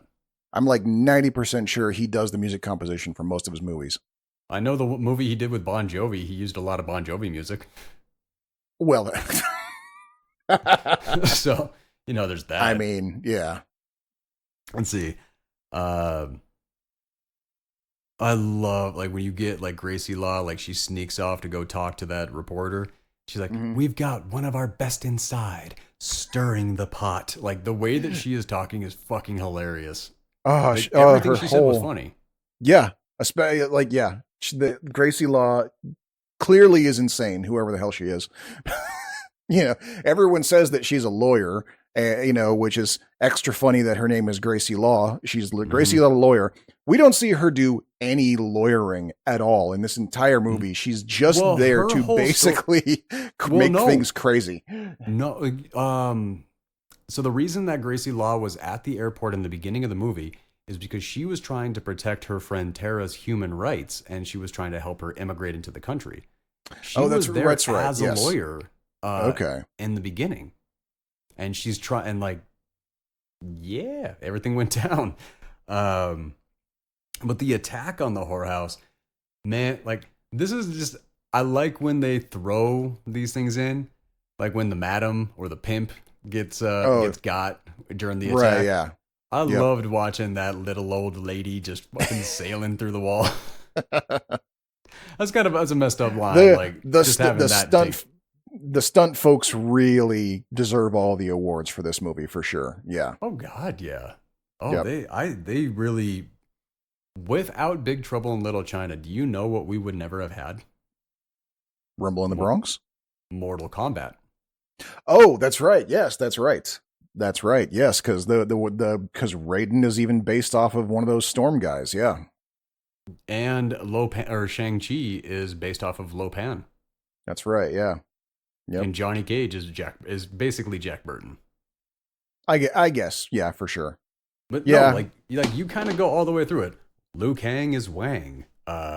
Gracie Law, like you have the blonde with the green eyes who works for law enforcement. Sonya Blade. Oh, that's a really good point. Oh my God, Mortal Kombat is just a ripoff of Big Trouble in Little China. They own it though, so that's true. Like, that's where they kind of like get away with it. But seriously, man, Big Trouble in Little, oh my God, if you're a Mortal Kombat fan, I have to send you to go watch Big Trouble in Little China. That is a necessity, yes, for sure. Like it culturally, it has impacted America in a pretty significant way. And the world. Ooh, I win. Must see. It has impacted the world. Whatever. Oh, hell yeah. I walked into a winning argument on accident. Over to Gracie's and Margot I don't like movie fight anymore. Maybe we should come up with more parameters or something. We need a moderator. That would be the thing. We need a moderator, yeah. That way it's not just kind of us like caving in because we're both kind of pushovers when it comes to friends. So us having movie fights with each other is not really... We do need a moderator in the future. And we can't do it by audience participation because audience clearly hates me. That's been made very clear. I didn't want to say anything, but man, you got to pick some movies that you want to win. Do you want to know the score on which would you rather between Big Trouble in Little China and Matinee? Is it another 0 to 100? Not quite 100. The third option was I'd rather watch the VP debates on again. And that got 13%. But yeah, man, Matinee got no love. See, but that's why I'm here, because you're wrong. No, I get that. And like I said, I had a few moments in there I think the only reason my movies get such low ratings is because they're movies nobody's even heard of, and that's the entire reason why I'm choosing these movies, is so you'll hear of them. There is that, but that is why we haven't been playing the audience participation for the polls. It's just kind of sad. But Kate Burton, who plays Margot Litzenberger in this, is the walking exposition of this movie. Between her and Egg Shen, just them kind of going back and forth, and it's usually kind of just happening in the background while we're watching like the action people get ready to do some action.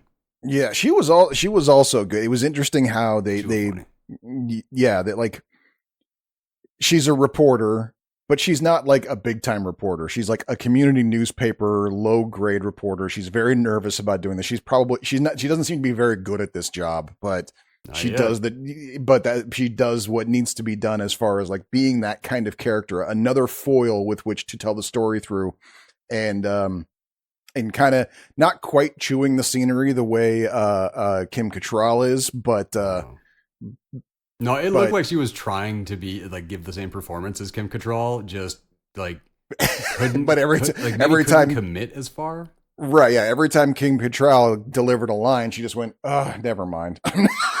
Kinda. Yeah. I mean, Kim Cattrall. I mean, who was the weak link in this movie? Do you think was there one? I don't think there was one. I think every actor was believable, gave a great performance. Everybody got their moment. I mean, yeah, no, I don't think anyone was a weak link. I think it was cast very, very well as far as the talent. Yeah, the two. I mean, basically the two Chinese girls who came in on the plane, both Cattrall's friend and the fiance, they kind of, they were never really given enough opportunity to be characters. They were kind of more plot devices.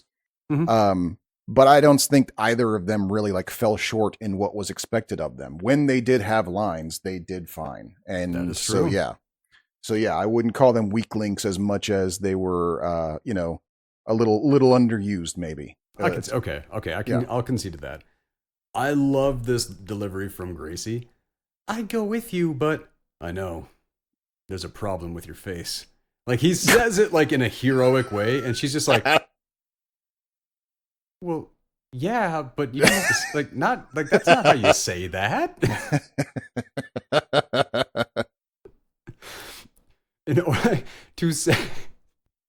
To have it put that way. Come on, this movie. Somebody thought that up and has been waiting for years to put it in a movie. That I would agree with that. I think you and I both have lines that we have been holding on to that I've written down somewhere in like the depths of our souls that are waiting for the right time to say it. I'm not throwing this old phone away because it's got notes on it that might be someone's dialogue someday. There you go. Sneaking into the bank as repairman and then into the trap elevator that gets flooded, and then they like swim out and all. See, the thing is, the thought that went into this, Jack Burton says it's salt water, and then they go in and they actually explain the engineering over how the water comes in from the sea, where it goes, all this. Like, there was a lot of thought that was put into this, and I did appreciate that. Then they get captured and they get taken in. And then old Jack Burton getting beat up by a ball. That's the thing, man. The biggest, toughest guy in here, he gets beat up by a little red ball. He has so many sidekick moments in this movie, and it is phenomenal. Yeah. But man, meeting smartass old Lopan was a high point for the movie. That was for me as a kid. That was my introduction to Hong. James Hong, yeah. James Hong. Thank you.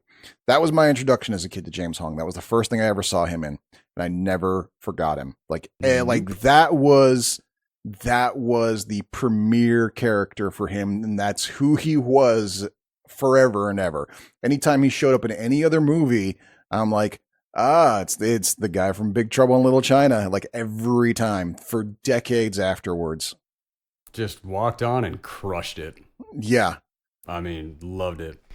And then during the scene, we get all of that exposition about lifting the curse, surviving the sacred blade, taming the savage heart, like all of this stuff. And the great way he mixed too, and this is a type of humor that I personally cannot get enough of myself, and James Hong really nailed it in this, is the mixing of archaic and modern speaking.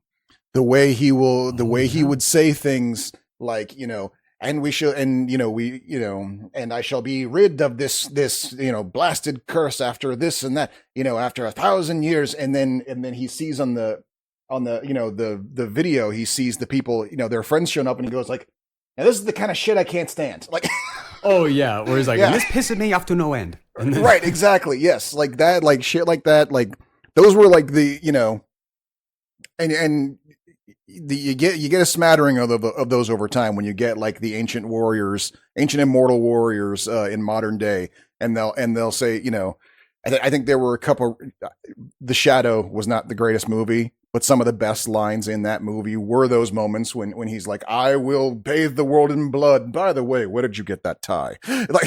like moments like that, of that mixture of the classical way of speaking with modern day parlance. I'm like, I'll have to tell you that's about a never not funny. Yeah, there's a character I created like 7 years ago, and I still have like a monologue that I wrote for him. And I'll tell you about him later. Just okay. And then Wang telling the history of Lopan. Honestly, it doesn't matter. The history of these characters, the story that they got, none of it matters. No, that's true. The movie is just too much fun. Getting knocked into the wheelchair of death and then almost going down the well. Even as a kid, I was like, brakes?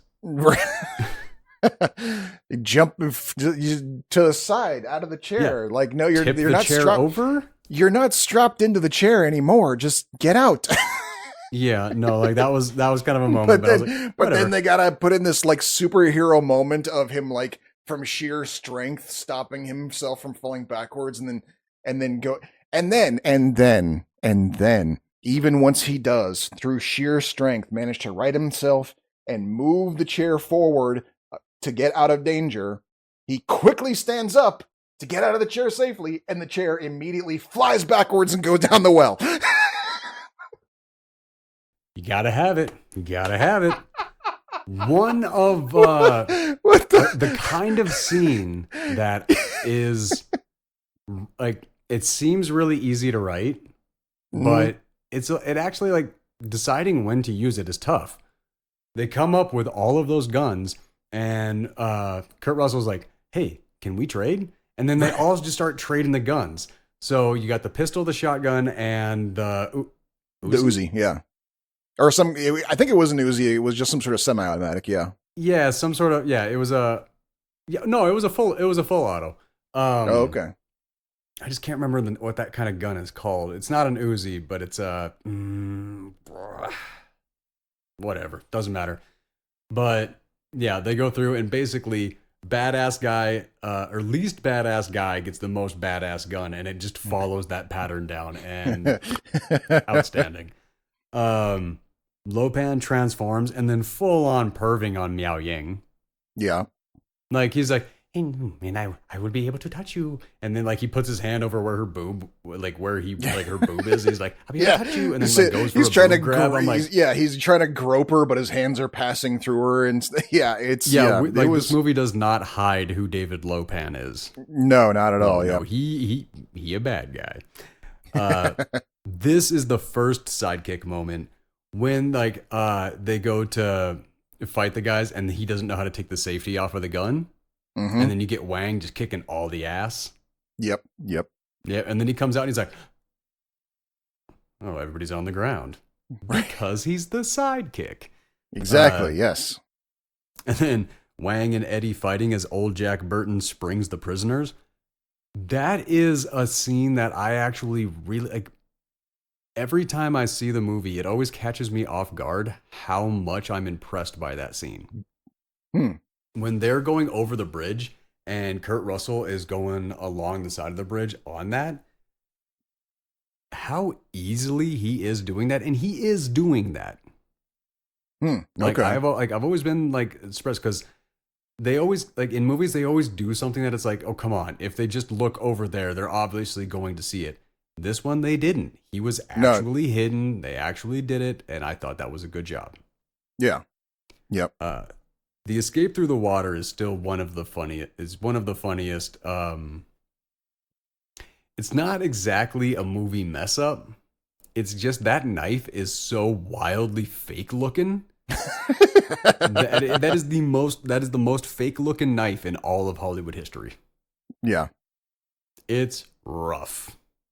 But I do like when Gracie Law is out of there, and every time like she picks somebody up, she's asking about the person behind them, and it stays in that flow. That was like it was like written scene. It was like this close to being a Laurel and Hardy routine, like, but it was perfectly executed. Yes. Yes, so good. And then, all right, this is the final stretch. Pretty normal. Office buildings, and then he opens the door. Whole army of dudes. Yes, classic comedy right there. The fact that I didn't even see it coming, that it was just boom, boom. He's like at the door, and he's like, all right, everybody ready? We're going to do this. We're going to do that. I'm going to open the door. We're going to charge through with this, that. And then he opens the door, and they're all right there. And then he shuts the door, and he's like, we might be like classic and well delivered. And yeah, the fact that I did not see it coming just goes to show how well executed it was for its lead up. And yes, yep. Very good job. But then they immediately step on it when they're already hacking through the wall, and he's screaming right next to an army of dudes. They only saw me. It's like, but they can still hear you. Like, but again, that's the comedy. I just loving it. But then the sidekick moment number 2, Wang goes badass, and Jack's knife like gets stuck and then flung off to the side. Mm-hmm. Yep. And in the time it takes him, really good actors. Kurt Russell's reactions to being punked this whole movie never failed to get a laugh. No, that's true. Yes. But yes. And in the time it takes him to run across the room to recover his knife and then run back to the fight, his buddy has already taken everyone out. In spectacular fashion as well. Yeah. Like Dennis Dunn. Good job. As a stuntman, everything like that. He was of all the martial arts that we saw in this, his were just flat out believable the whole way through. Yep. Like, because there's a thing. When you have, like in martial arts movies and stuff like that, you have them like swinging the sword and everything like that, and they'll walk for 15 miles until they get up to the bad guy that they were going up against or whatever, and they're still swinging swords the whole time. When Dennis Dunn did it in this movie, weirdly, it didn't look dumb. Like, he actually looked like he was doing, like, protecting himself going into it. He didn't look like he was putting on a show. Right, like, yeah. That is, like, I give a lot of praise to that. This was a lot of really good quality, like, you know, this was a movie made for stunt people I'll agree. Yeah. Like, stunt people with a sense of humor. Yep, for sure. John Wick with haha. Yeah. Then the red eyes in the statue, and Gracie gets taken in the dumbest way possible. A wall opens up in a fortress that you're escaping. And she just stops and looks and goes, huh, yeah. I mean, come on. and a classic John Carpenter monster just grabs her. Oh, dude, that is as classic John Carpenter as it gets. Yep. With no explanation as to who, what, how, nothing. There's just a monster. The thing doesn't even get a name. Yeah, no one even goes like, by the way, Bob brought the chicken. Like, we get no explanation about this thing. He's the only dude that survives. But none of the other characters even talk to him or look at him. No, he's just need Gracie. That's how we get her. And then another fiery girl with green eyes shows up, and she's just yelling at Lopan, and he's doing this old creepy man, like old creepy Gucci Gucci Goo thing with her. Which, right, yeah. How creepy that was is what made James Hong, stand out in my mind. How like he committed to that character. He really did, yeah. And he absolutely nailed it. And then Egg shows up with an army of his own and a gun so Jack can feel like Dirty Harry. That gun was huge too. He was like, here. Well, and he was handing it to him like it's a fucking pacifier for a baby. It was awesome. It was all. I'm sorry, man, but everything that came out of his mouth was absolute dynamite. Yeah. Gracie meeting. Wow, how many different ways did I spell this woman's name? Mao Yin and Magic Lopan. And I liked the juxtaposition from Lopan's or James Hong's deliveries as young Lopan versus old Lopan. Yes, yeah. I loved how he made that character decision. That was really, really good. At least I thought. And just loving. Okay. Jack's doubt and bravado, Egg's cockiness, and Wang's optimism is this movie. That and just Gracie, what do you want to call it? Belligerence? How would you, in one word, how would you describe Kim Cattrall's character? Kim Cattrall's character was like, you know those fireworks you get on 4th of July? Many more than one word. The flower fireworks, where you just light them and they go zims, and they're bright and colorful and they just bounce around everywhere. That's what Kim Cattrall was. She was a flower firework. In a good way. I'm certain somebody will understand what you meant by that. I got no fucking idea, but I'm moving on. Okay. The sewers underneath Chinatown built a little bit different, and yeah, otherworldly. Apparently, they're going through the magical passage into the. Yeah, that's that another line that I like. What's that? Black blood of the earth. You mean oil? I mean black blood of the earth. Right. Yeah. Like the deliveries, the lines, like They gave it's a like fuck. they just turned their judgment off. They're like, I'm not judging this. I'm committing. Okay. That's where I'm gonna take that. This is always like the part in martial arts movies or fantasy movies that I always find to be the absolute dumbest.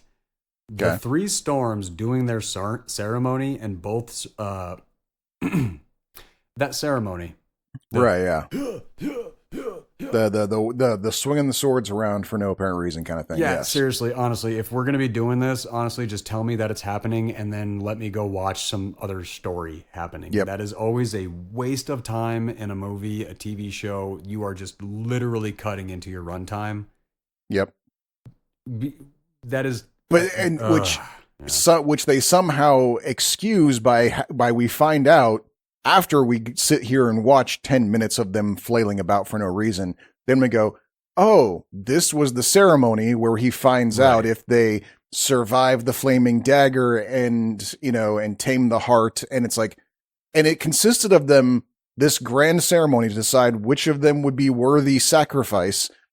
It consisted entirely of them standing there like zombies while the storms did their sword dance, and then they touch a ball and neither of them dies. And that's it. I'm gonna bring up a movie we're gonna be covering pretty soon. Mortal Kombat did it best. Maybe. Yes.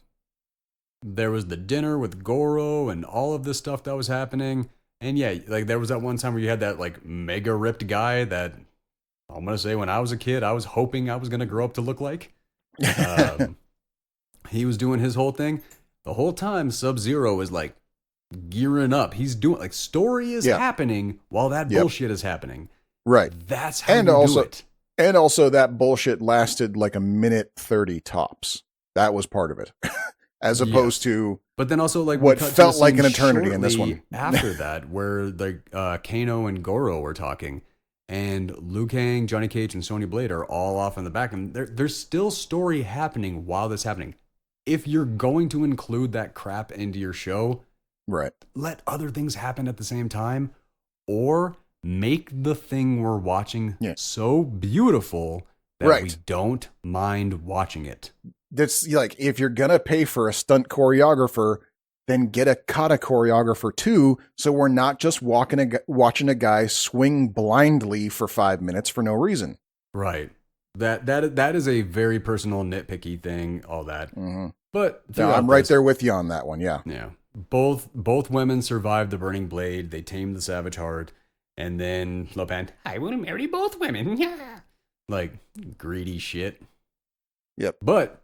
And it actually turns out that actually kind of makes sense to the story, even because one of them was supposed to be sacrificed, so he decided that he was going to actually have one as a bride. Right. Yes. They exactly. even made it make sense to the story.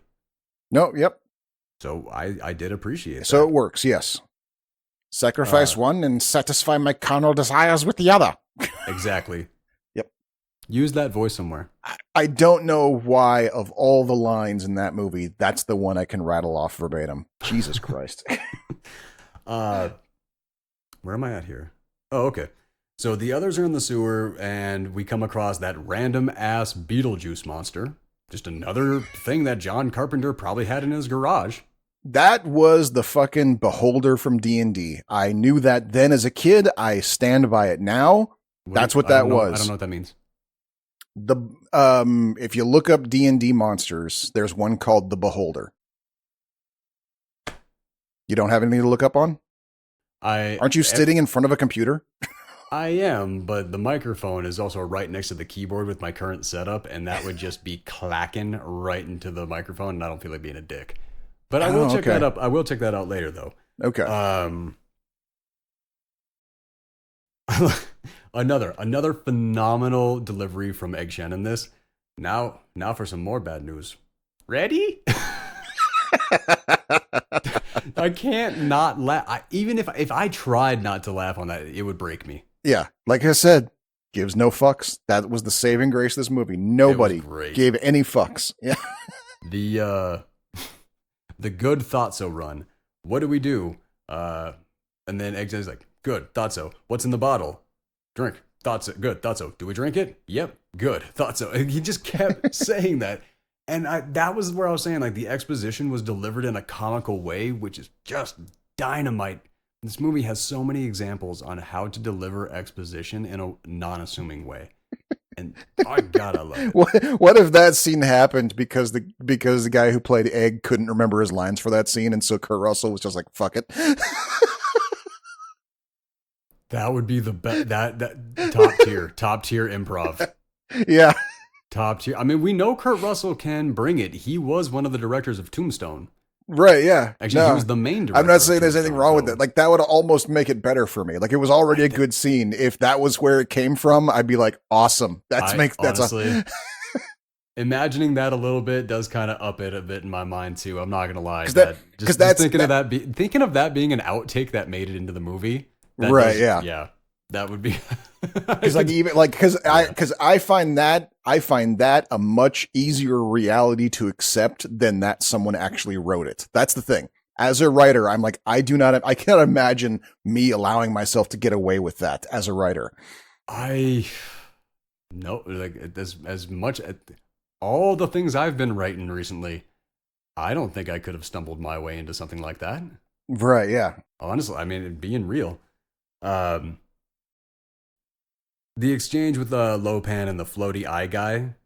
I'm sorry, like I love another example of this is not Jack Burton's movie. They're having a serious conversation about ancient history and all this stuff, and then Jack shoots the thing and goes, you never know unless you try. Yeah. They look at him like, why are you shooting the ancient monster? And he's like, oh, you never know. Yeah.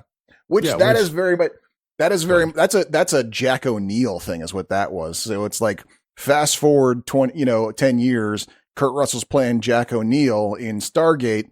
And then we have Harry Dean Anderson playing Jack O'Neill in the TV show, and he has that exact same attitude. His first approach to everything is shoot it and see if it works. Than Russell. You think? Okay. I do. Russell didn't have a sense of humor in that movie. No, that's true. Yes. Yeah. He gained a sense of humor in the TV show. That's true. There you go.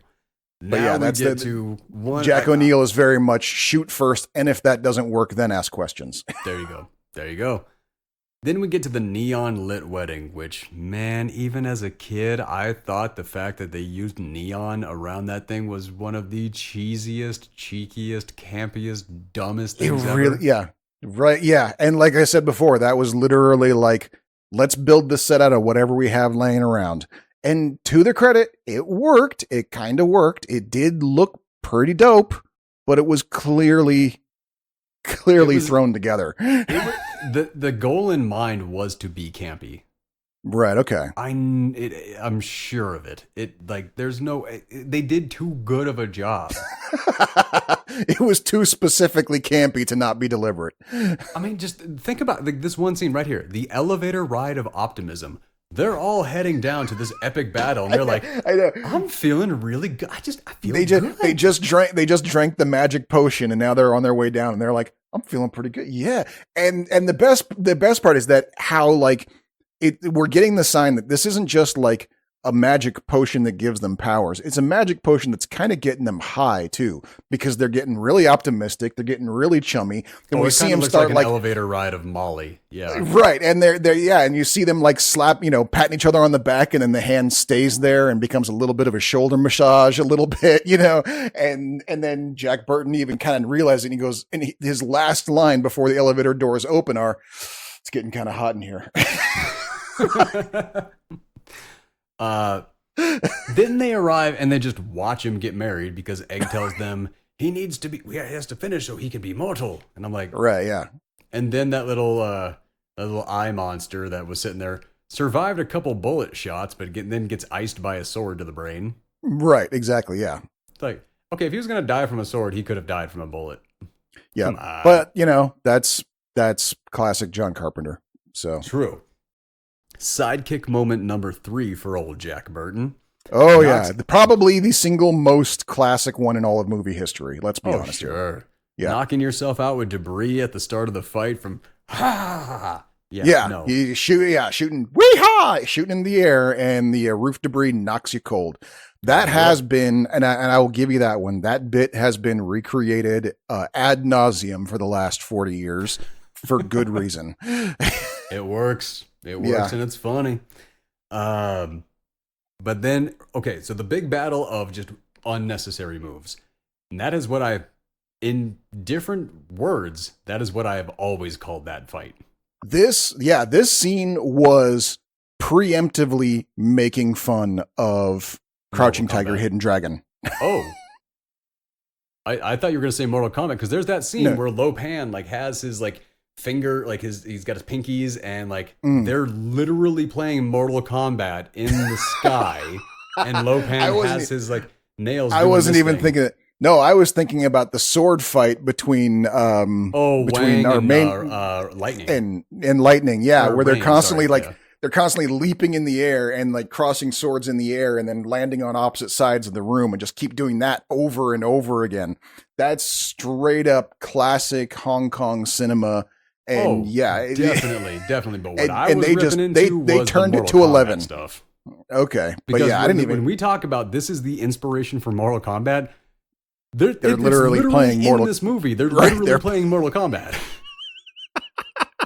Spirit Mortal Kombat before Mortal Kombat's even invented. Yes, 100%. And Lo Pan, I'm sorry, this thing, but I'm sorry, that was so dumb, so over the top, stupid, and funny.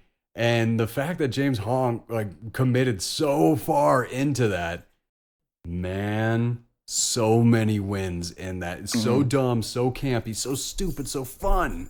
Yeah. That's why you commit all the way to the bit, because that's how it can turn out. Yep. Then sidekick moment number 4, old Jack Burton gets trapped under the armored guard. Right.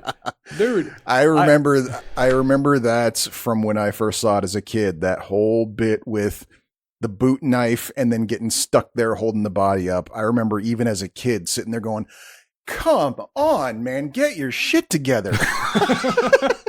but that is classic sidekick shit. Yeah, yeah. And they Well, just 'cause I did didn't it get so well.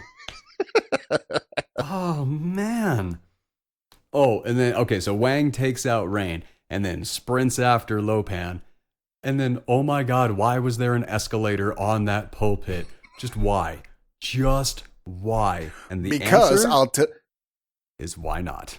right, yeah. Well, and the why not was because of the scene before that at the beginning when Rain is escorting the brides in to be married.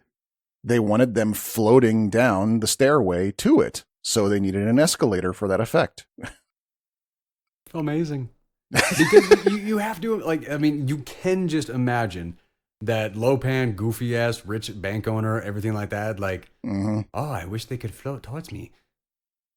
They have escalators now. Like, I want to practice Lopan's old right? man voice. I need to use it somewhere. And that's right up there with like the whole decorating scheme. Like, we want that entrance to be the mouth of the demon, and then we got the big demon here. And you know what? Let's get some neon. Let's really make it pop.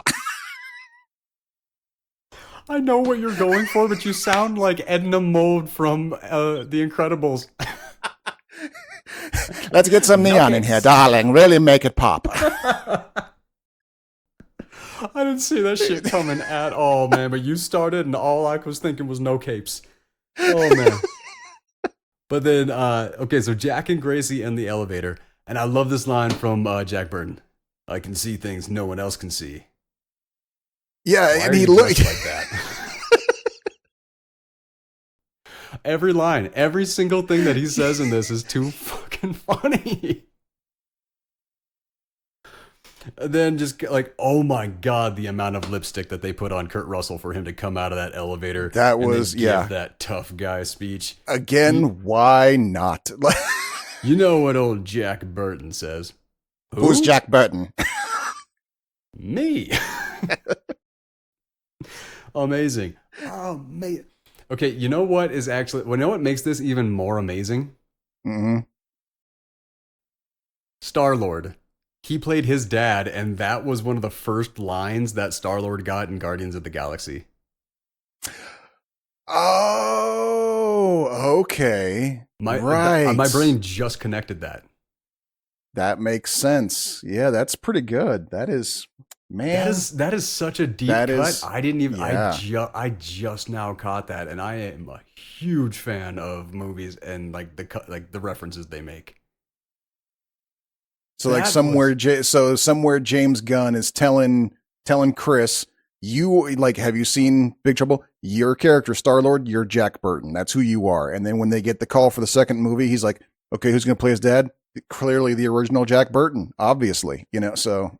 Dude, I can't believe it took me that long to realize that. Because that, when you really put it together and think about it, yes, that's absolutely James Gunn clearly told him Star-Lord is Jack Burton. That's who you are. Because when you take a look at the entire performance, that is obviously what he's doing the whole damn time. Yeah. He is. I mean, Chris Pratt. Yeah. Man, the second that dude showcased that Chris Pratt sounds like you're just talking about a mouse that survived a house fire. It sounds like crisp rat. You cannot say it without thinking. Ever since he pointed that out, my brain cannot do that. Every time I say Chris Pratt, I think I'm saying crisp rat. It is like he broke my brain on that one. But Star-Lord is 100% Jack Burton. Yep. Oh man, I cannot believe I never realized that. I love the okay, so I want to say I love it. They didn't do it well enough for me to love it, but I did like it. The knife throw and then the catch back. Right, yeah. I didn't like it because it did look like somebody kind of tossed it to him. It didn't look like he actually caught a thrown knife. You know what I mean? Right. But other than that, I like that he got the kill. And that's the one heroic thing that he got out of the whole movie after all that is he got to be the one to take out the main bad guy. Yeah, and then again, like watching Wang fight Thunder just through that doorway. That was some Scooby-Doo shit right there, is what that was. It was, but see, you couldn't do that in a different movie. You could. No, that's true. That is very true. Yes, and it delivered well, and it was all pretty good. Yes, and every new frame was another laugh. It didn't go overboard. You didn't go like, oh man, no. But it was like, yeah, it was like straight out of a Scooby-Doo cartoon, but really, really well done. Yeah, it really was. Okay, and then Thunder, blows himself up. Lightning goes out like the ultimate punk. That I just felt bad for him in that one. And a line that weirdly, I don't know why this has always stuck out in my brain, but there's my truck. My truck. Same thing. Yeah, that was right? Like when I think before seeing the movie again today, whenever I thought back to that movie of the last time I saw it when I was like, I don't know, 10, 11 years old, that was like always one of the first things that's come through is that delivery of his like, there's my truck. Oh, it's my truck. Like that realization. That's a moment that really stands out in that movie for no reason. I don't know why. Whatever of all reason, whatever reason, I could not tell you. Yeah. Just does. But it was a big moment. Yes. Oh yeah. All right. And then Gracie Law screaming, red light. Like the battle's over, but like they're all still hyped up. And that was just an extra like additional laugh that completely didn't need to happen. And that whole bit is like, yeah, they're running away. They're all like panicky run. And then she screams red light. They stop. And once the truck is stopped, they don't even go like, man, that was crazy. We just like fought some wizards. No, they just turn and look and the two people are making out. And she's like, oh, doesn't that just warm your heart? Yeah. And he's like, and then, okay, the light's green now. Like that's the whole scene. That's literally the whole scene. But here's the thing about so the end of this movie where, Jack gets his money, all that, talks to Gracie. I'm rich now, leave the road and settle down. It's like, dude, you have $3,000. Right. Let's chill it out here on the rich thing. But it is the 80s. That is kind of a lot of money in the 80s. It's not like. But when Margot, like when Burton is leaving, and she's like, "Oh God, you're not even gonna kiss her," and he turns around like, "Nah, I'm sorry." That was a great way to end that. That was pretty funny. Yeah, it was very, very, very counterculture way to end. Yes.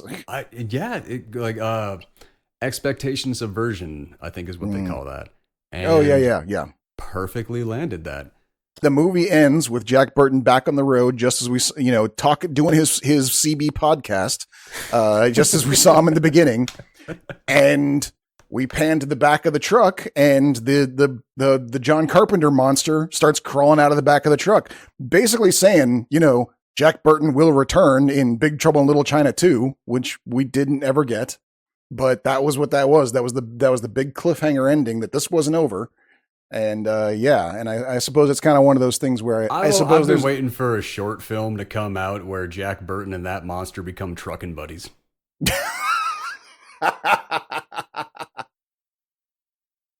That's what I'm waiting for. Like a Smokey and the Bandit type thing. Hell yeah. Whoa, hey, don't worry about that truck. I just saw a monster. Don't mind him. I would watch that. All right. Final thoughts on Big Trouble in Little China. Final thoughts. You know what? I'm going to have to admit, you kind of brought me around on this one. I'm starting to think it might be a must see because it has had a little too much of a cultural impact, but I still stand by what I said before about how if Matinee took place 30 years later, the movie they'd be seeing is Big Trouble in Little China. But I stand by that as a good thing because a movie like that is part of that whole experience, that culture. I mean, as much as you and I can sit here and talk about how much of our childhood was watching this movie on cable and what that meant to us, can you imagine being someone who saw this movie in the theater? How completely bonkers that would have been. That would be the theater experience. Like that, like, see, that's the thing. This is the kind of movie I wish I could have seen in the theaters because the amount of fun that people had in the movie theater while watching it had to be amazing. Exactly. Yeah. So yeah, we that's the one element of this that we missed out on was how like as fun as the movie already was for us as kids, it was muted by the fact that we were watching it alone at home. It would have been 10 times more if we saw it in the theaters. And that's kind of that's kind of the message that a movie like Matinee is trying to put forward is how different that experience is. And so I will grant you that yes, culturally speaking, Big Trouble is important and everyone should see it. But I think I still stand by like where its place in history is and why it's important. It is in fact the greatest example of the cave drawing. All right, so this one is going to kick up for our movie fight, Matinee versus Big Trouble in Little China. Movie fight, season 2, episode 1.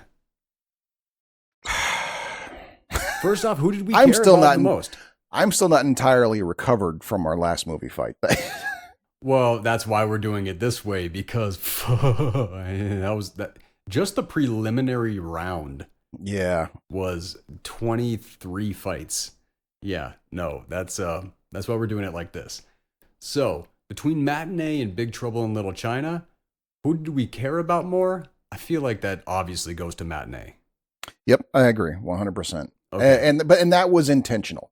I'm pretty sure. I mean, it's kind of hard. Big Trouble in Little China, like we were like it was about human trafficking and everything like that. And yeah, there are the people who are gonna get wrapped up in that story, but we weren't given those characters as much as we were given the comedy. Right, exactly. Yeah, it's kind of tough to discount them for it because they had plenty of reason to kind of shave some of that overarching empathy off, you know, to kind of make the movie less heavy for everything that's in it. They didn't need to put that much drama into it. And so it's like, yeah, for, you know, yeah, definitely. We've got, you know, the kid with the family with the dad that's been, you know, sent to the front lines in Cuba. That's an unfair fight right there is what that is. Realistically. So yeah. So yeah, round 1 definitely goes to Matinee. Round 2, who accomplished what they set out to do better? That's gotta be Big Trouble in Little China. I don't know. Because here's the thing. I still stand by the fact that the saving grace of Big Trouble is the fact that they gave no fucks. I don't know what they set out to do. I think Carpenter wanted to make a kung fu movie, and he just threw all the ingredients into the pot and stirred, and it worked out. I mean, you can say that he got lucky with it, but I mean, John Carpenter, he has landed enough times that I don't think it was an accident. I think that's what he set out to do, and I think he did it very, very well. I think, like Matinee, I think without John Goodman, Matinee wouldn't have worked as well. But I also don't think that Big Trouble in Little China would work as well without Kurt Russell. Right, yeah. It's kind of hard to imagine how it would have worked without them, that's for sure, because they're so perfect. True. But, I mean, I think to a certain degree, But outside of Goodman, I didn't really care about any of the characters in Matinee. I cared about the situation, I was connected to it, there was a historical aspect, but all those kids kind of sucked. And... like, that was the thing. I'm not a kid. Like, their problems, everything like that, I didn't care. I cared about the situation. There was that moment with the mom that, you know, it tugged at my heartstrings a little bit. Mm-hmm. But the actual characters in the movie, they got me some chuckles, but I didn't actually care about them. Mm. Like, and I think it's because I knew how the Cuban Missile Crisis worked out, that I knew there were no actual real stakes in the movie. There actually felt like there were stakes in Big Trouble in Little China. Like I got jacked. I cared about Wang. Okay, yeah. because I never really felt like Kurt Russell was ever in any real trouble. Because, That's true. Yeah. but I did. But I did care about him. Yeah. I was invested in the story. I was invested more in what was going to happen to the characters in Big Trouble in Little China than I was in Matinee. I think because I got introduced to Harvey too fast. Mm. And he wasn't actually dangerous. That's true. Yeah. But I mean, that's the thing. He kind of was all over the place. He comes off as intimidating, then turns into a teddy bear, and then becomes dangerous all of a sudden out of nowhere. And then turns out to not actually be that dangerous because he's just incompetent at it, you know? See, Harvey, it seemed like they couldn't decide which direction they wanted to go with him. That's true. So they kind of just gave him everything. Yeah. He was funny, he was dumb, he was sensitive, he was smart, he was artistic, he was capable at running everything with very, very little instruction. And then until he gets slightly distracted by a girl, and then it all goes haywire. Yeah, super dumb yet hyper capable. Like, yeah. Feeling a little called out here, pal.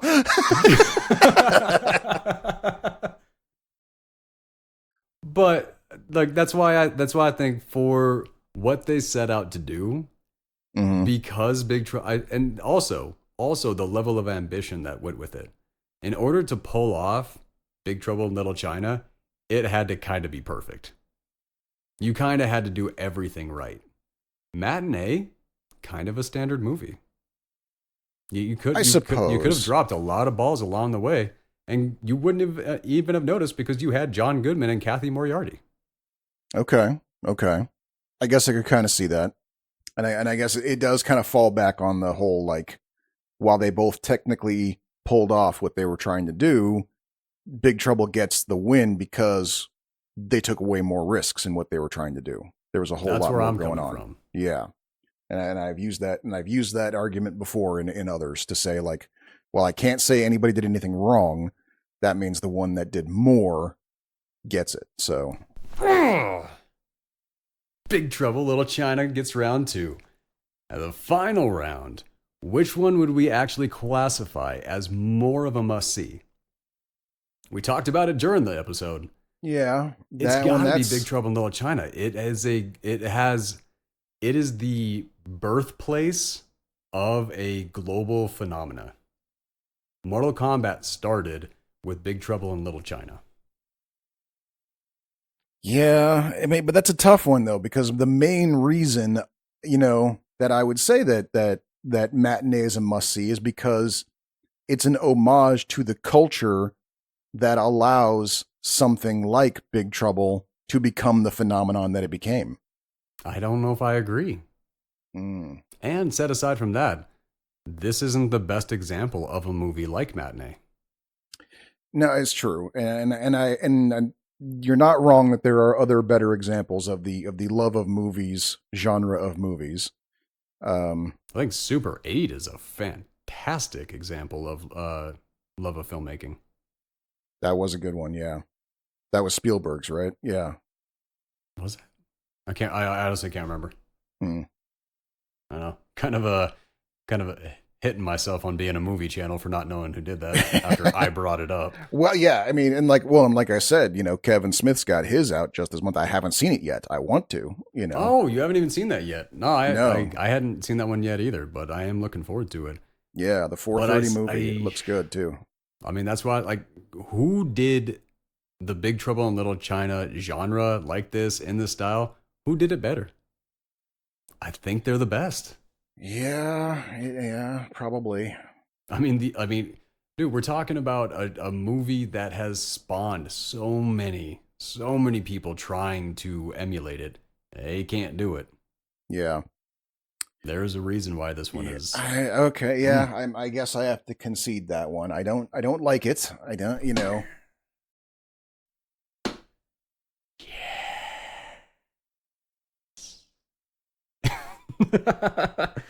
Feels good to win. I'll have to take your word for it. here I am trying to broaden the world's cultural aspects, and you're just like, no, I got a cult classic here, motherfucker.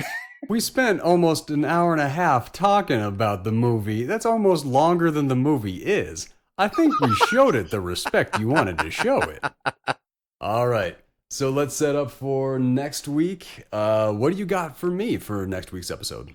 Let me think here. What do I have expanded while we were on break. I expanded my list quite a bit here. Good. I know you were running low. Yeah. Can't